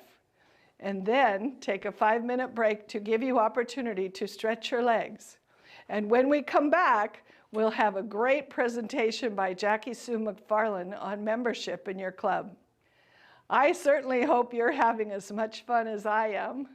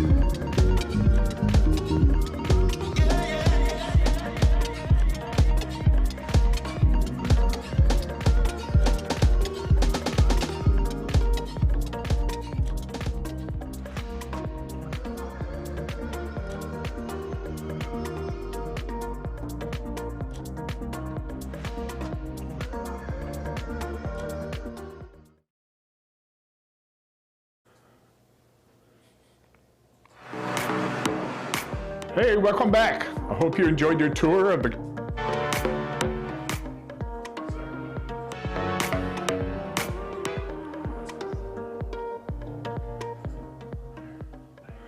Welcome back. I hope you enjoyed your tour of the office in Gladstone. And if you got up to stretch your legs, you'll be able to review the parts you missed when we post the CE session on our YouTube channel at the end of the month. Our last and very important segment for today is all about club strengthening. We will begin with a terrific presentation by past PNW Governor Jackie Sue McFarland. She is in charge of club coaching to aid our existing clubs, which is a very important part of district membership team. I think you will get some great ideas that you can use to strengthen your clubs. Here's Jackie Sue. My name is Jackie Sue McFarland. I'm a past governor of our Awesome Sauce District. And I'm here today to talk to you about, are you member ready? Open the front door, but keep the back door locked. So, are you ready? A few things I want to cover today is the importance of a membership chair, doing a pulse check. I want to also spend some time on describing, are you or is your club member ready? I want to review the importance of a new member orientation, making sure that new members have mentorship. We're going to spend a bit of time also on exit interviews, and then towards the end, we'll have questions and feedback. With this though, throughout my presentation, please use the chat function if you have a pressing issue on your mind. Janelle will be keeping track of that for us. So, without further ado, let's begin. Club membership chair. How many clubs have a membership chair? You would be very surprised to find that the number is low. A club membership chair will work with everyone in the club to make sure their experience is enjoyable and attractive to prospective members. The chair will work with club members to make sure that we invite new members, engage existing members, increase visibility into the community. Now, does this sound like a job that one person can do alone? And the answer is no. Membership chair duties, they include develop an action plan to meet membership goals, plan membership drives and special membership events, plan and conduct new member induction and orientations, and share passion with Kiwanis. When you are the membership chair, you are the voice and typically the face for all of the membership activities in your club. So you need to surround yourself with others that can help you achieve this goal. As you all know, membership is our most important priority one. Membership means that we not only take care of new members, but the members we have. You need to be passionate about Kiwanis. You need to understand the importance of inviting new members. You need to understand membership programs, communicate effectively, engage, encourage, and motivate others. You need to be organized, focused on innovation, sound good judgment, and overall share with others. So, as a membership chair, one of the first main tasks that I would recommend you perform is a membership satisfaction survey within your club. It should be done annually or when there's a great change in the club membership. And that change can be whether it dropped or you added new members. The reason this is important is because you do need to assess the club experience in 4 different areas: club management, membership strength, community service impact, and also the member experience. This is an opportunity for members to give feedback as to how they feel about their club. For some of you that may know me, I like to tell short stories. I think short stories hit home, so I'm going to throw someone under the bus. The president of the East Spokane Kiwanis Club was contacted by Vicki Frucci, our member education chair. She wanted to perform a member satisfaction survey to the East Spokane Kiwanis Club. And he said, no, our club is perfect, we don't need it, there's nothing wrong. She hounded him, and so finally, to hush her up, he said, okay, fine, come and do it. So she came to the meeting, she facilitated the survey, she took all of the submitted surveys home, she tallied up all of the reports, what am I trying to say? The results. She made a report, she came back to the club to present her report. Believe it or not, for the perfect club, there was 2 or 3 things identified. So George, at that time, he decided, all right, the people have spoken. So he had small committees put together to address the 2 or 3 issues that came up. The committees worked on them, report back to the club. So even though it was a terrific club, they became even better. There's always room for improvement. One thing that happened, if you can't tell throughout this process, is the club president did not facilitate the survey. He called upon a neutral third party to be the facilitator.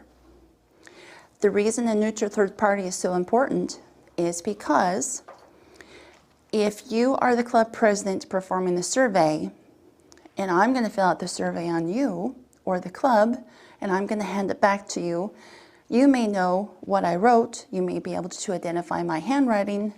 With that in mind, I'm not going to be honest. But if it is done by a neutral third party, the chances of the responses being honest are higher. So definitely call upon a neutral third party to be the facilitator.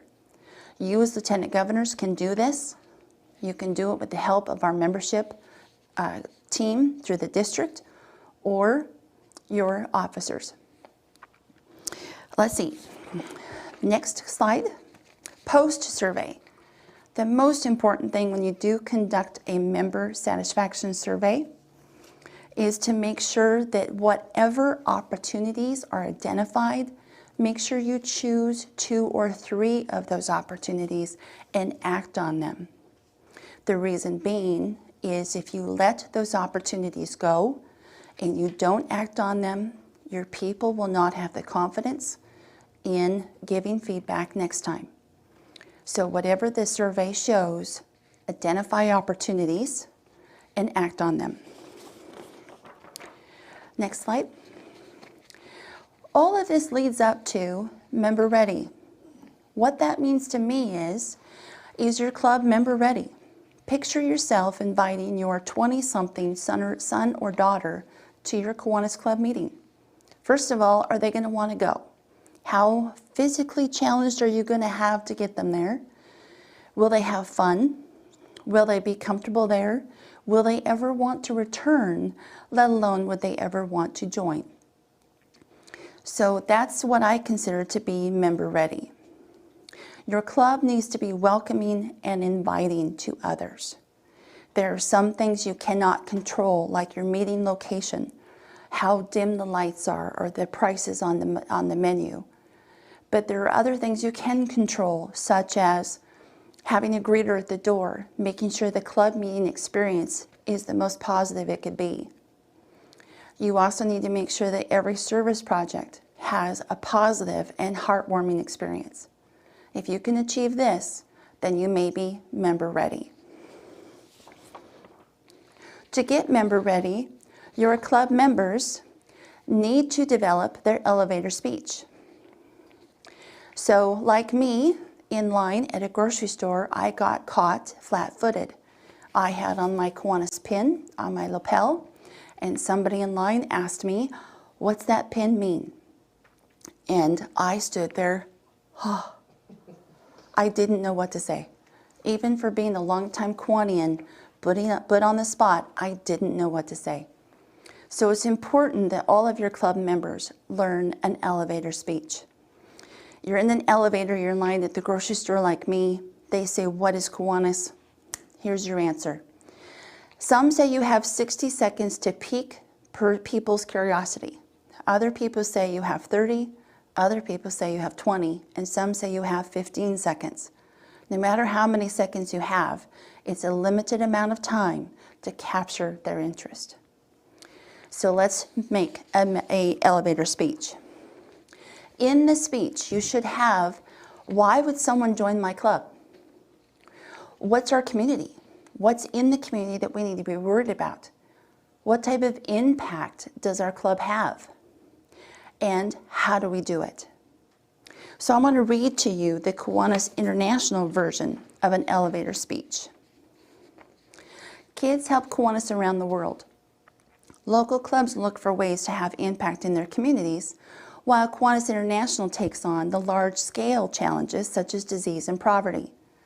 We are generous with our time, we are creative with our ideas, we are passionate about making a difference, and we have fun along the way. So that's a very high-level elevator speech that is developed by Kiwanis.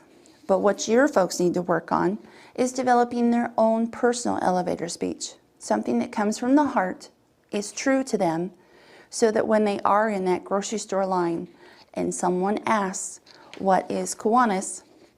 They're going to be able to say it right away, and it's going to be real. All right, so let's move past. We're going to jump ahead. You have a couple of members that are ready to join the club. Two things that are very important for new members is a new member orientation. What's Kiwanis? Kiwanis is District, Division, and International.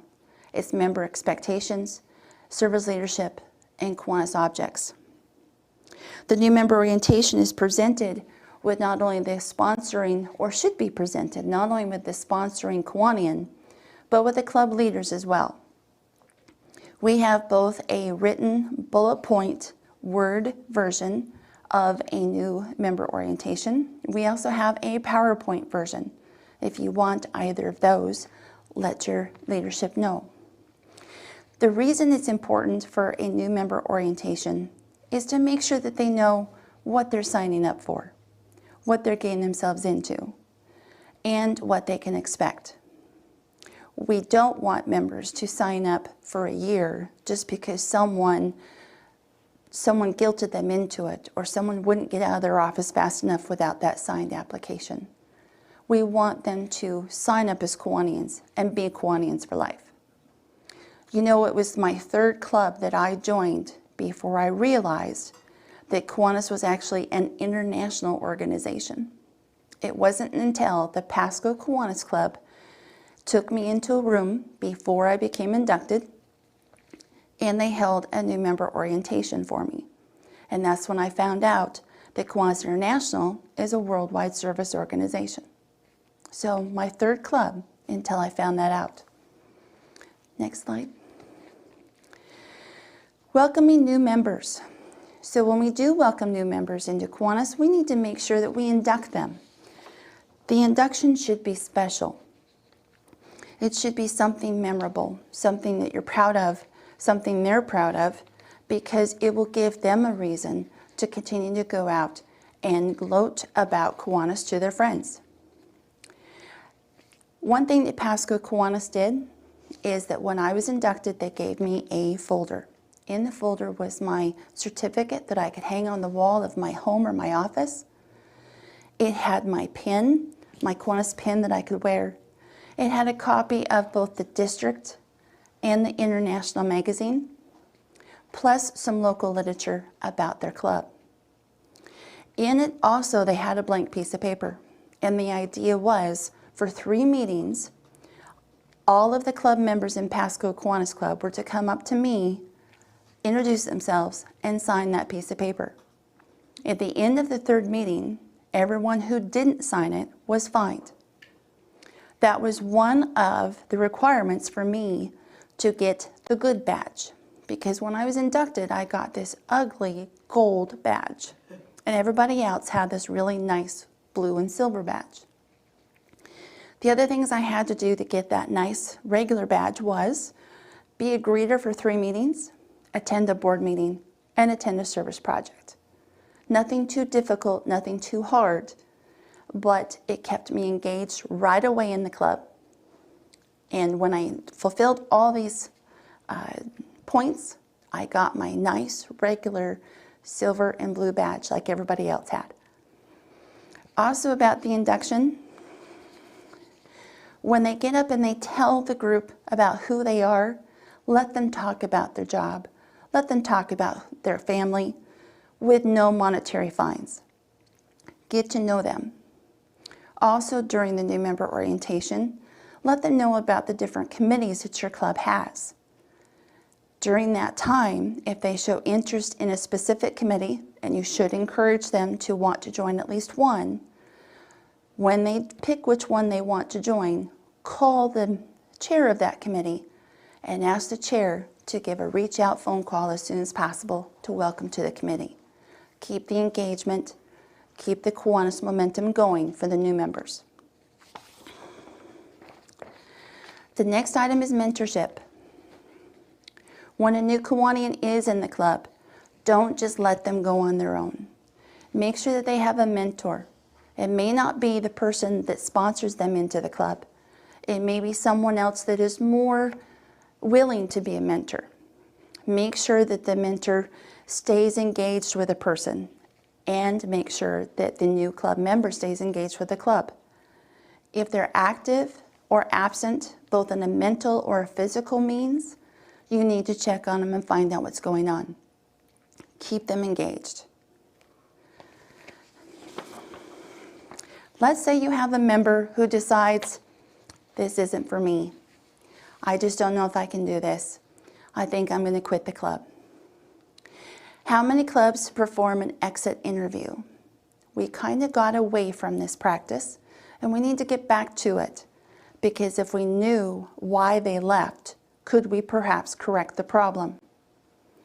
Kiwanis has developed an exit interview form that we can download and use. We truly need to find out why members leave. Even though we want that back door closed, we need to find out how to close it and keep it closed. So once we have a few exit interviews compiled, look and see if there's commonalities. What are we doing that we could change and perhaps close that back door? If you have trouble finding that form, it should be in your Lieutenant Governor binder. If not, contact your leadership. Let's start using it so that we can learn how to close the back door. Now, the next section of my presentation is tips and tactics. I want to give you a whole bunch of different information. Hopefully you're hungry for more information. I'm going to give you the tidbit to make you even hungrier so that you can come and ask more questions. So let's go through the first one. How many folks have a new member application on them, around them, in their car, close by? So if that person in the checkout line at the grocery store who asked about your PIN shows interest and they may want to join, having an application on hand could really benefit you and your club. They are free at the Kiwanis store. I would suggest that your club order a couple of packs, pass one out to each member, and have them put it in their glove box or their attaché case if they carry one. Make sure it's readily available in case you've got someone interested. The reason for that is if you do have someone who's interested, but it takes you a bit of time to get them that application, the person could change their mind, and we don't want that to happen. So have a new member application at hand. When your club president comes up to you and says, we need to grow, we need to gain members, and he says or she says, should we invite? Who should we go out and talk to? Chances are the membership is just going to be deer in the headlights. I have no idea who to talk to. I can't think right now. But what if the club president came up and said, you know what, let's target financial institutions. There's a dozen banks in the town or the county. We've only got 2 or 3 banks represented in our club. That means we have opportunity to add 8 or 9 more. Let's go out and get them. How do you do this? Analyze your membership by using the roster analysis sheet. The roster analysis sheet will take a look at all of the occupations of your current members. It will help you determine who isn't represented or what occupation or industries aren't represented, who's missing. There's nothing wrong with going out and saying, you know what, Umpqua Bank and US Bank, they're both members. Why aren't you? Nothing wrong with dropping those corporate names and making sure that they know, those two banks found a reason to join. Maybe we should too. This leads you also, there's different types of membership. There's the corporate membership. So if they don't want to have one person be that membership all the time, they could join as a corporate membership, same price as a regular membership. They send a representative. The representative's typically the same person over and over, but if they can't come one day, they send someone else. So if they don't want to have Joe Smith join, the bank manager, have Umpqua Bank join and send Joe Smith when he can. Just a thought. The next tip. How many clubs use an agenda? Most do. But did you know that the agenda is not your grandfather's Buick? It can be a marketing tool. On the screen, I've given you a very small, use your glasses, snippet of a sample agenda.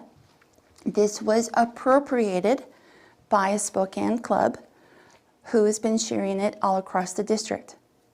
What's nice about this agenda is it's got the words to our songs.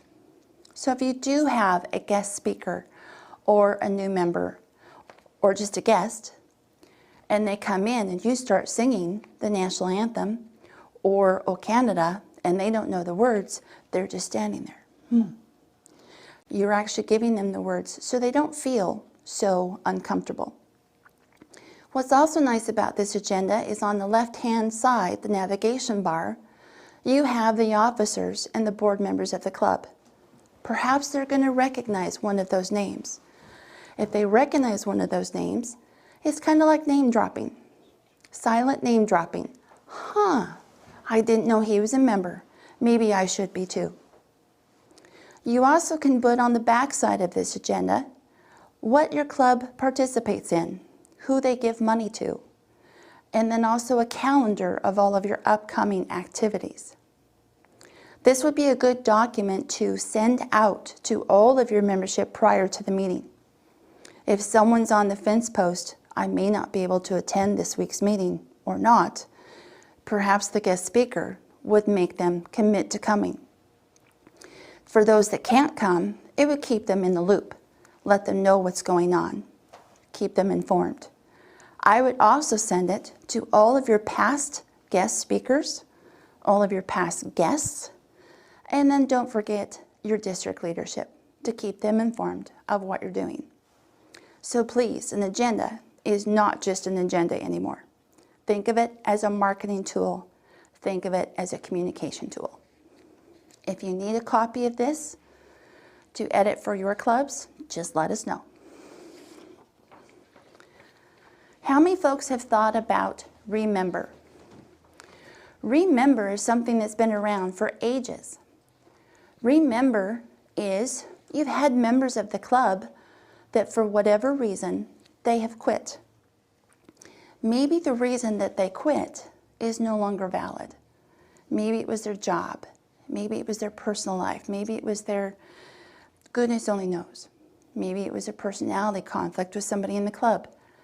Invite all of the past members to a special member event because perhaps the reason for leaving the club no longer exists and they want to rejoin. Your club secretary has the ability to download the roster of all of the terminated members. That is your resource for who to invite. Make sure that when you have a Remember membership event, you remind everybody what your club has been doing, what you're up to, and what you're doing next. Everyone has their heart that they're going to feel first before just going to another meeting. So remember. Show your members you care. Have you gone to a club meeting and someone's missing? They've been missing for a meeting or two. Where are they at? Are they sick?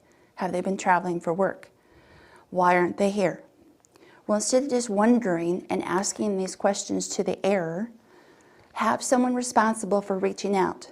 Send them a card that says, "We miss you. It's in everyone's DNA to feel missed, to be wanted, and make sure that they know that someone noticed they're not there and cared enough to reach out to find out why.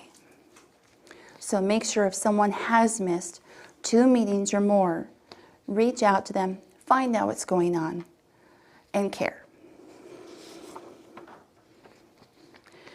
One thing that we don't do well in Kiwanis is market our clubs. We forget to make sure that the communities know who has had that fabulous pancake breakfast or who just handed out the free bicycle helmets to children. We forget to make sure that the community knows what Kiwanis does. So make sure that you market your club during all of your meetings, your service projects, social media, news media, local chamber, community and schools, etc., etc. It truly is the best kept secret.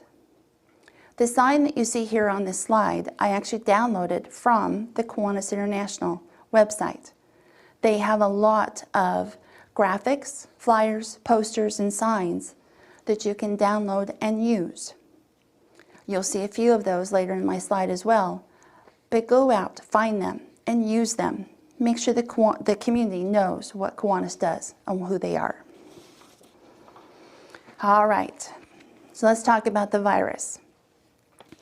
Did you think for a moment that you would be in the middle of a global pandemic? No idea this could happen, but it has. We're all here today, we've survived it. But what are we going to do when our governors open up our states, when we're allowed to meet again like we used to? We need to think about it. There's going to be a new normal, and none of us know what that new normal is going to look like. We don't know what it's going to look like, feel like. What will our children think about the new normal? And what do we think about the new normal? We need to start thinking about it because it's going to happen. It's going to happen sooner than we think. So what I want to propose to you is, I want you to use one of the ACE tools that's available to you on the Kiwanis International website. One of the first tasks that I think clubs should do when their communities reopen, when you can meet again, when you can start making an impact, is to use the Rediscovering Your Community ACE tool. Our communities are going to change. We're not quite sure how yet, but they're going to change. It's inevitable. And we need to make sure that our clubs can keep up with that change and change with them. If the clubs continue to do what they've always done, they're going to be irrelevant and they're going to be shortcoming in the community. And that's the last thing we want to happen to our clubs. So the rediscovering, the surveys help clubs gather data about the community needs for the people.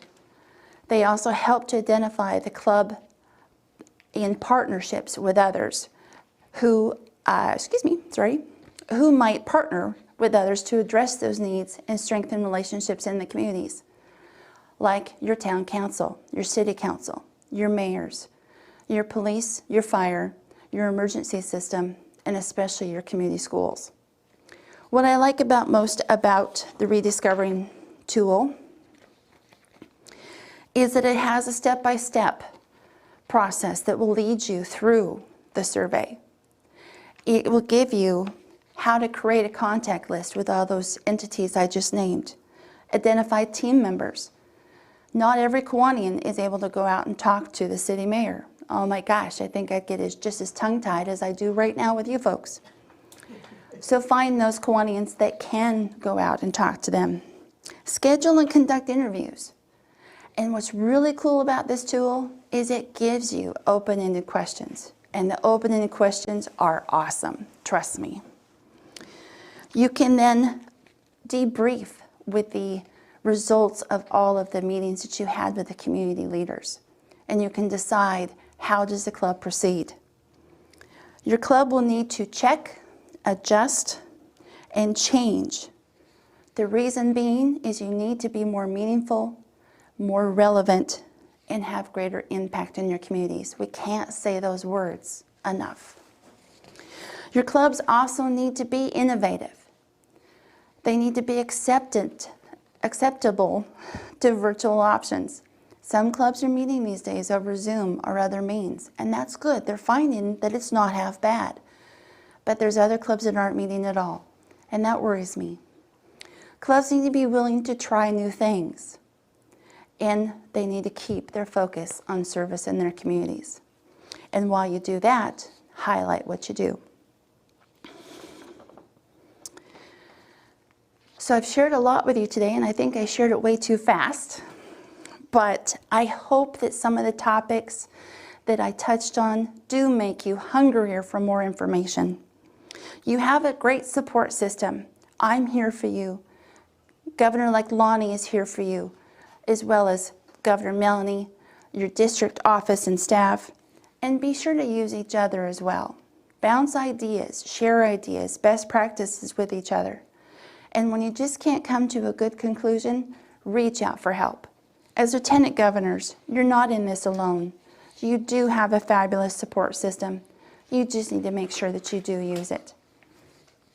This next year, I hope you have fun. It's going to be challenging. It's going to be new. Everything that lieutenant governors normally did may not be the same that you need to do going forward. You may be writing a new path. Make sure that you do keep your district leadership informed about what you're doing. They could help out, but I also know that they want to know what you're up to so that they can applaud with you. Call upon each other and ourselves. I am part of the membership team of the district. I'm one of the five main persons on that committee. I am the person that's in charge of club strengthening. So this is going to be my pitch to you. We need club coaches. Club coaches are special people that can go in and help a club identify their issues and guide them to new solutions. It's not a person that goes in and says, you're doing it wrong, or my club does it this way, so you should too. So if you know that special person that could be a coach, let me know. We have a lot of clubs that need help, and I need a lot of special people to be coaches to do it. So with that, I'm going to open it up.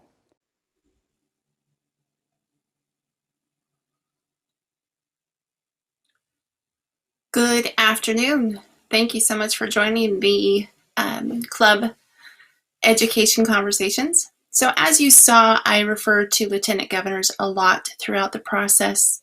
I did have a presentation that I went down and filmed for you folks, the club leadership, but due to a technical glitch, we had to scrap it and revert back. So thank you, Gary, for recording my lieutenant governor presentation. So questions I would like to take now. One question I get asked a lot is, okay, we are a service organization, we volunteer, do lots of hard work, but why do we have to pay dues?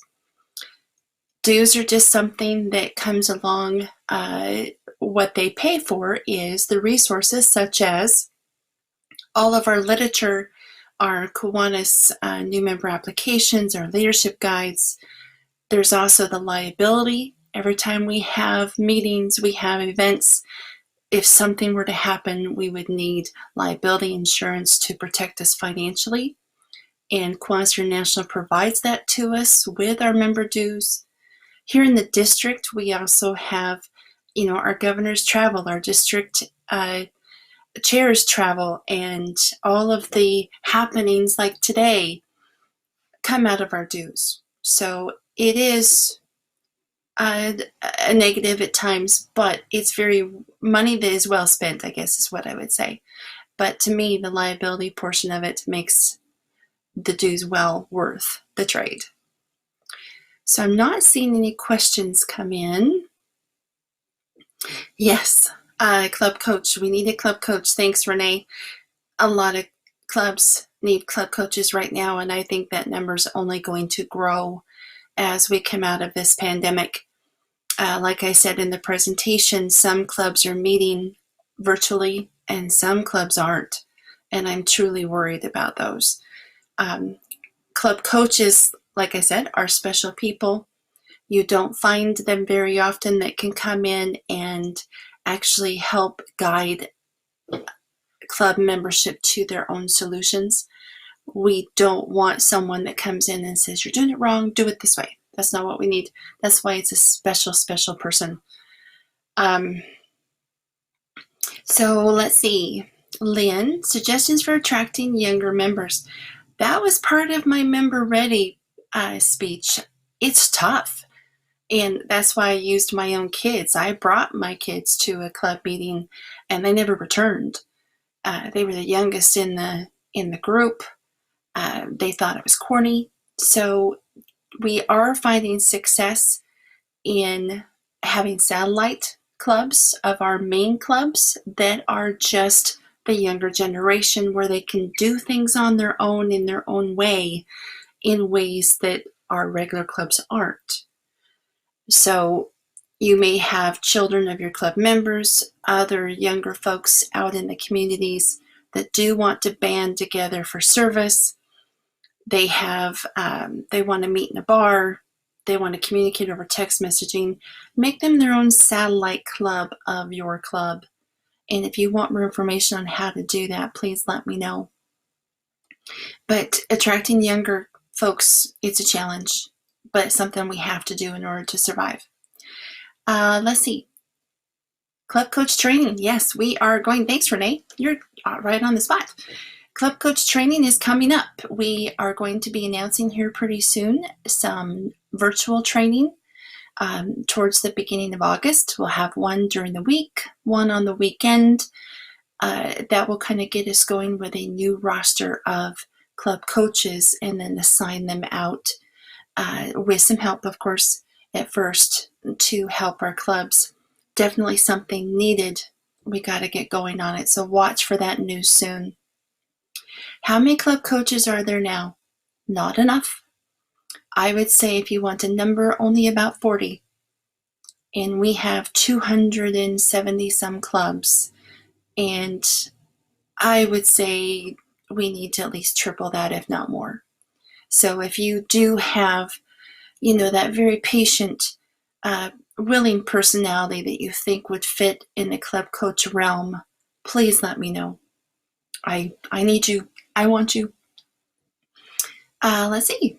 Carol, what suggestions do you have for clubs with members who do not have the technology or the willingness to learn technology to meet virtually? Have they tried? And that's probably not the best answer, so let me back up. Zoom is as simple as clicking on a link and entering a club meeting number and a password number. So I guess I would ask first, have they tried? What success has it given them?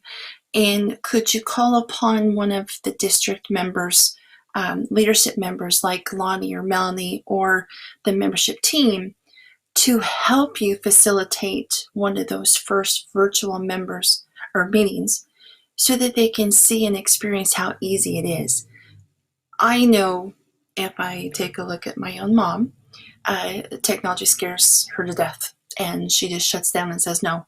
So maybe we just need to do a bit of hand holding and guide them to show them how easy it is. And once they get over that hump, maybe it won't be difficult anymore. So Carol, if you've got a club or two in mind, get in touch with me and let's talk. Last question, how do we arrange a club coach? Well, you saw Renee. She just said, Jackie Sue, we need a club coach. It's as simple as that, or you can also go on to the Kiwanis International website, and there is a spot where your club can request a coach. But I urge you to contact myself, Kathleen, or Greg. We're the three main people part of the PNW membership team, along with Roger and Bob.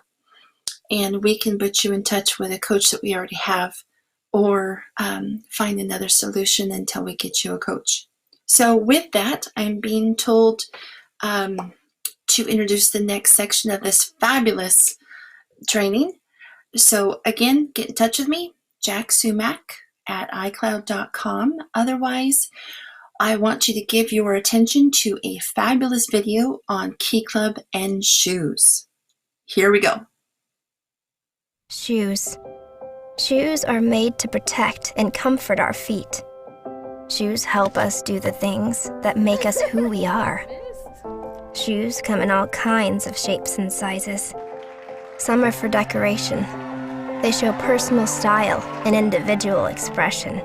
Some are built for a specific purpose, to get the job done. Shoes help us work. Shoes help us play.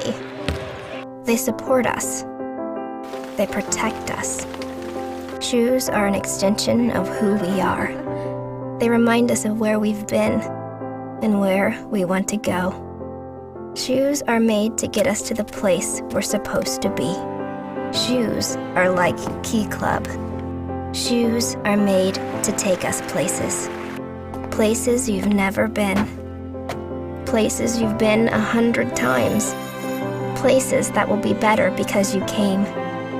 And places that will make you better after you've left. Key Club is where people meet and friends are made. It's where you learn about life while you have the time of your life. It's about following in the footsteps of others and blazing your own trails.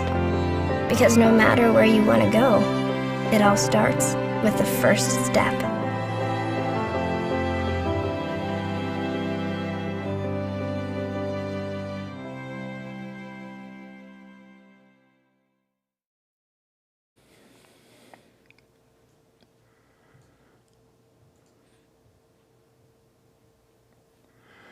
That was an inspirational video from Kiwanis International. I love the shoes video.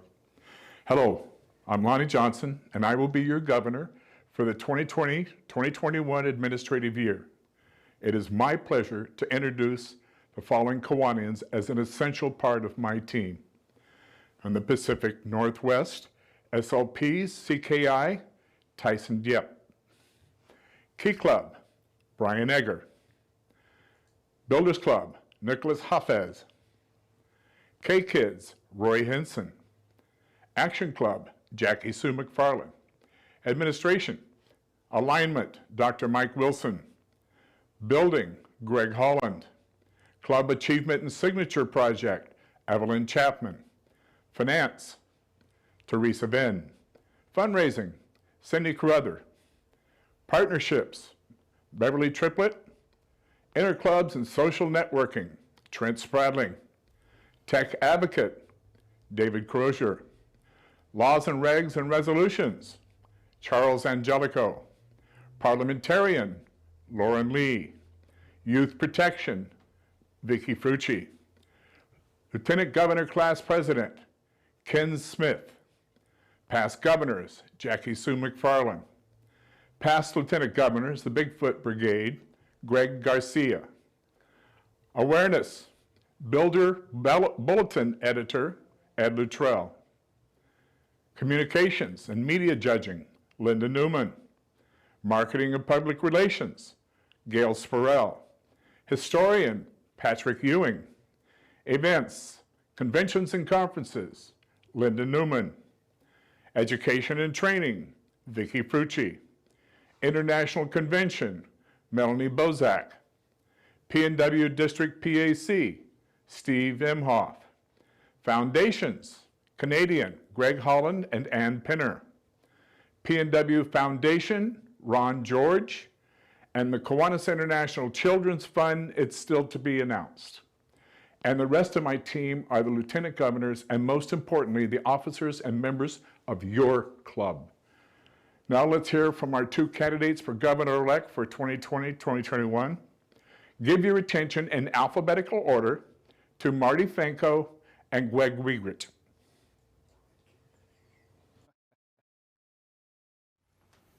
Hello, PNW Kiwanians. I'm Marty Fanko from the Kiwanis Club of Southwest Spokane. I have served in several leadership positions in my community. One thing that I learned, you can't do it by yourself. You need to delegate. I joined Kiwanis in 2007, and I was treasurer of the first club that I joined. I served as the Southwest Club's president. I was also a two-term lieutenant governor, 2016 to 2018. I also served on the district on Jerry D's team as social networking chair. I envision growth from the bottom up, starting with SLPs. This will be a team effort. Let's start at the bottom and work our way up. K-Kids through Key Club and CKI. If we have a K-Kids in a community, we need a Builders Club. Why? Because we need to keep our young people moving up. Then if we have a Builders Club, we need a Key Club. Keep moving those young people up. This works in reverse also. If you have a Key Club, you need a Builders Club to draw from. A Builders Club needs a K-Kids to draw from. If you have all three, you have built a good base. From Key Club, if those young adults choose higher education, find a college with CKI or get one started. For those who don't go to college, they need to connect with our Kiwanis clubs. To make this work, we need the right people in the right positions, meaning club advisors. They need to introduce our young people to the next step. K-Kids to Builders, Builders Club to Key Club to CKI, or your Kiwanis Club. Key Club seems like an untapped resource to me. Our advisors need to invite Key Clubbers to our meetings and educate them on what Kiwanis is. CKI needs to connect to local clubs also. Some go on to start a career or start a family. They need to be involved in their community. What a better way than being a Kiwanian? Families are going to have kids, and what I say to that is kids need Kiwanis. We also need action clubs, as people with disabilities can be very helpful in our communities.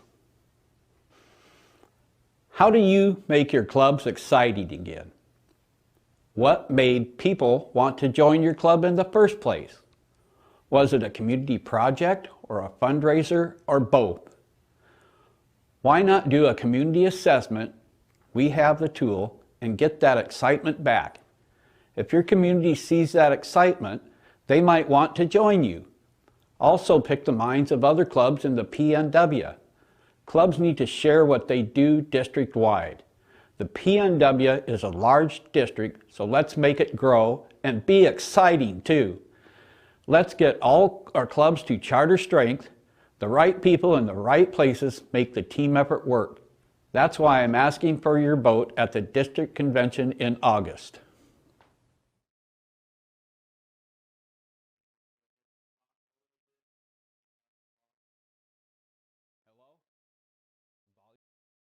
Hi everyone, I'm Greg Wiedrich. I'm sorry we can't be together during this COVID-19 pandemic, so this video will have to suffice. I'm running for governor-elect because there are many kids in the PNW whose needs have not yet been met. I am also committed to improving the experiences of our members and our clubs. Let me start with my qualifications for the position, which I believe have prepared me to take the district to the next level. In my business career, I held leadership positions with consulting firms. My last was as vice president for the Western U.S., bringing together diverse teams to enable our clients to be market leaders. I also have board and fundraising experience with 5 nonprofits. In Kiwanis, in addition to serving for 2 years as lieutenant governor, I held 3 positions at the district level. As CKI administrator for 7 years, my job was primarily to grow and develop leaders. I will share these skills with the broader PNW district. This is my 2nd year as new club opening chair on the membership team. Our team works to expand the district's reach and bring impactful service to new communities. I have experience in how to open new clubs and strengthening existing ones. I also served on the PNW Finance Committee for 5 years, so I understand what it takes to keep us financially healthy. I feel my combination of business, nonprofit, and district leadership experiences have prepared me to be an effective governor-elect. Here's my platform.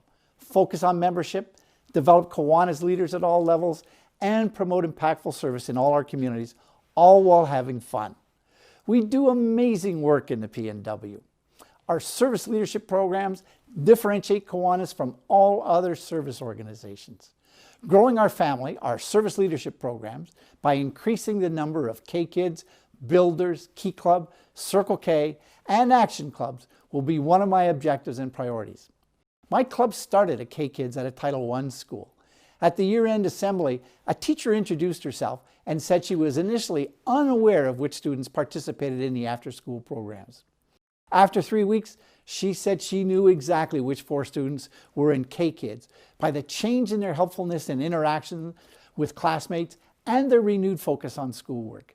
She said K-Kids had changed the trajectory of these students' lives. Such a powerful statement. Right then and there, I just had another amazing Kiwanis experience.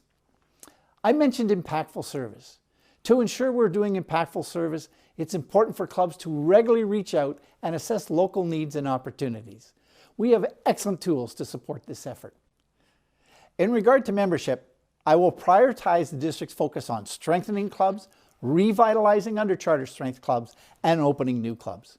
We have great tools and processes. We need to expand our team of coaches, and we need additional education for clubs. The data shows that clubs with membership chairs exponentially attract many more new members than those that don't. I will urge every club to appoint a membership chair and team. We need more under charter strength clubs to see the value in revitalizing their club and to be excited to do so. Lastly, we need to continue to open new clubs in large communities and small. Many of the successful processes of new club opening have been instrumental in strengthening existing clubs and attracting younger members. If your club needs help, let the district membership team know. As to leadership, I believe focusing on succession planning to help us identify and develop leaders for our clubs, for our divisions, and for our district is a priority critical to our future. Every division needs a past lieutenant governor's team to help with succession planning and provide coaches for new and existing clubs. Obviously, an investment in training will be a key component to our leadership development. I have a theme for my campaign. There is so much unmet need in our district. My theme will be just one more. There are many just one more opportunities for clubs and members. Let me share a few examples. Just one more membership chair. Just one more club member. One more service project. One more family club sponsored. One more past lieutenant governor's group formed. And one more leader identified and trained. You get the idea from these examples. There are many more. Choose one for your club and personally, and make a more impactful difference in your community. Thank you for listening to my qualifications and platform. I'd really appreciate your vote and your help in taking our great district to the next level. I look forward to seeing you at this year's virtual DCON in August. There promises to be many learning opportunities, many fun activities, opportunities to network with old and new friends, and participate in the House of Delegates where your vote will count. I also look forward to discussing how our organization needs to evolve as we learn about our new normal. I would be delighted to participate in any of your virtual division council meetings. Just let me know how and when. I'd love to hear directly what you see as important needs for your clubs. I leave you with be inspired and be inspiring. Thank you and stay safe, everyone. If you'd like to contact me by email, my address is jgregw@aol.com. And to text or call my cell phone, my number is 360-441-7082. Thank you.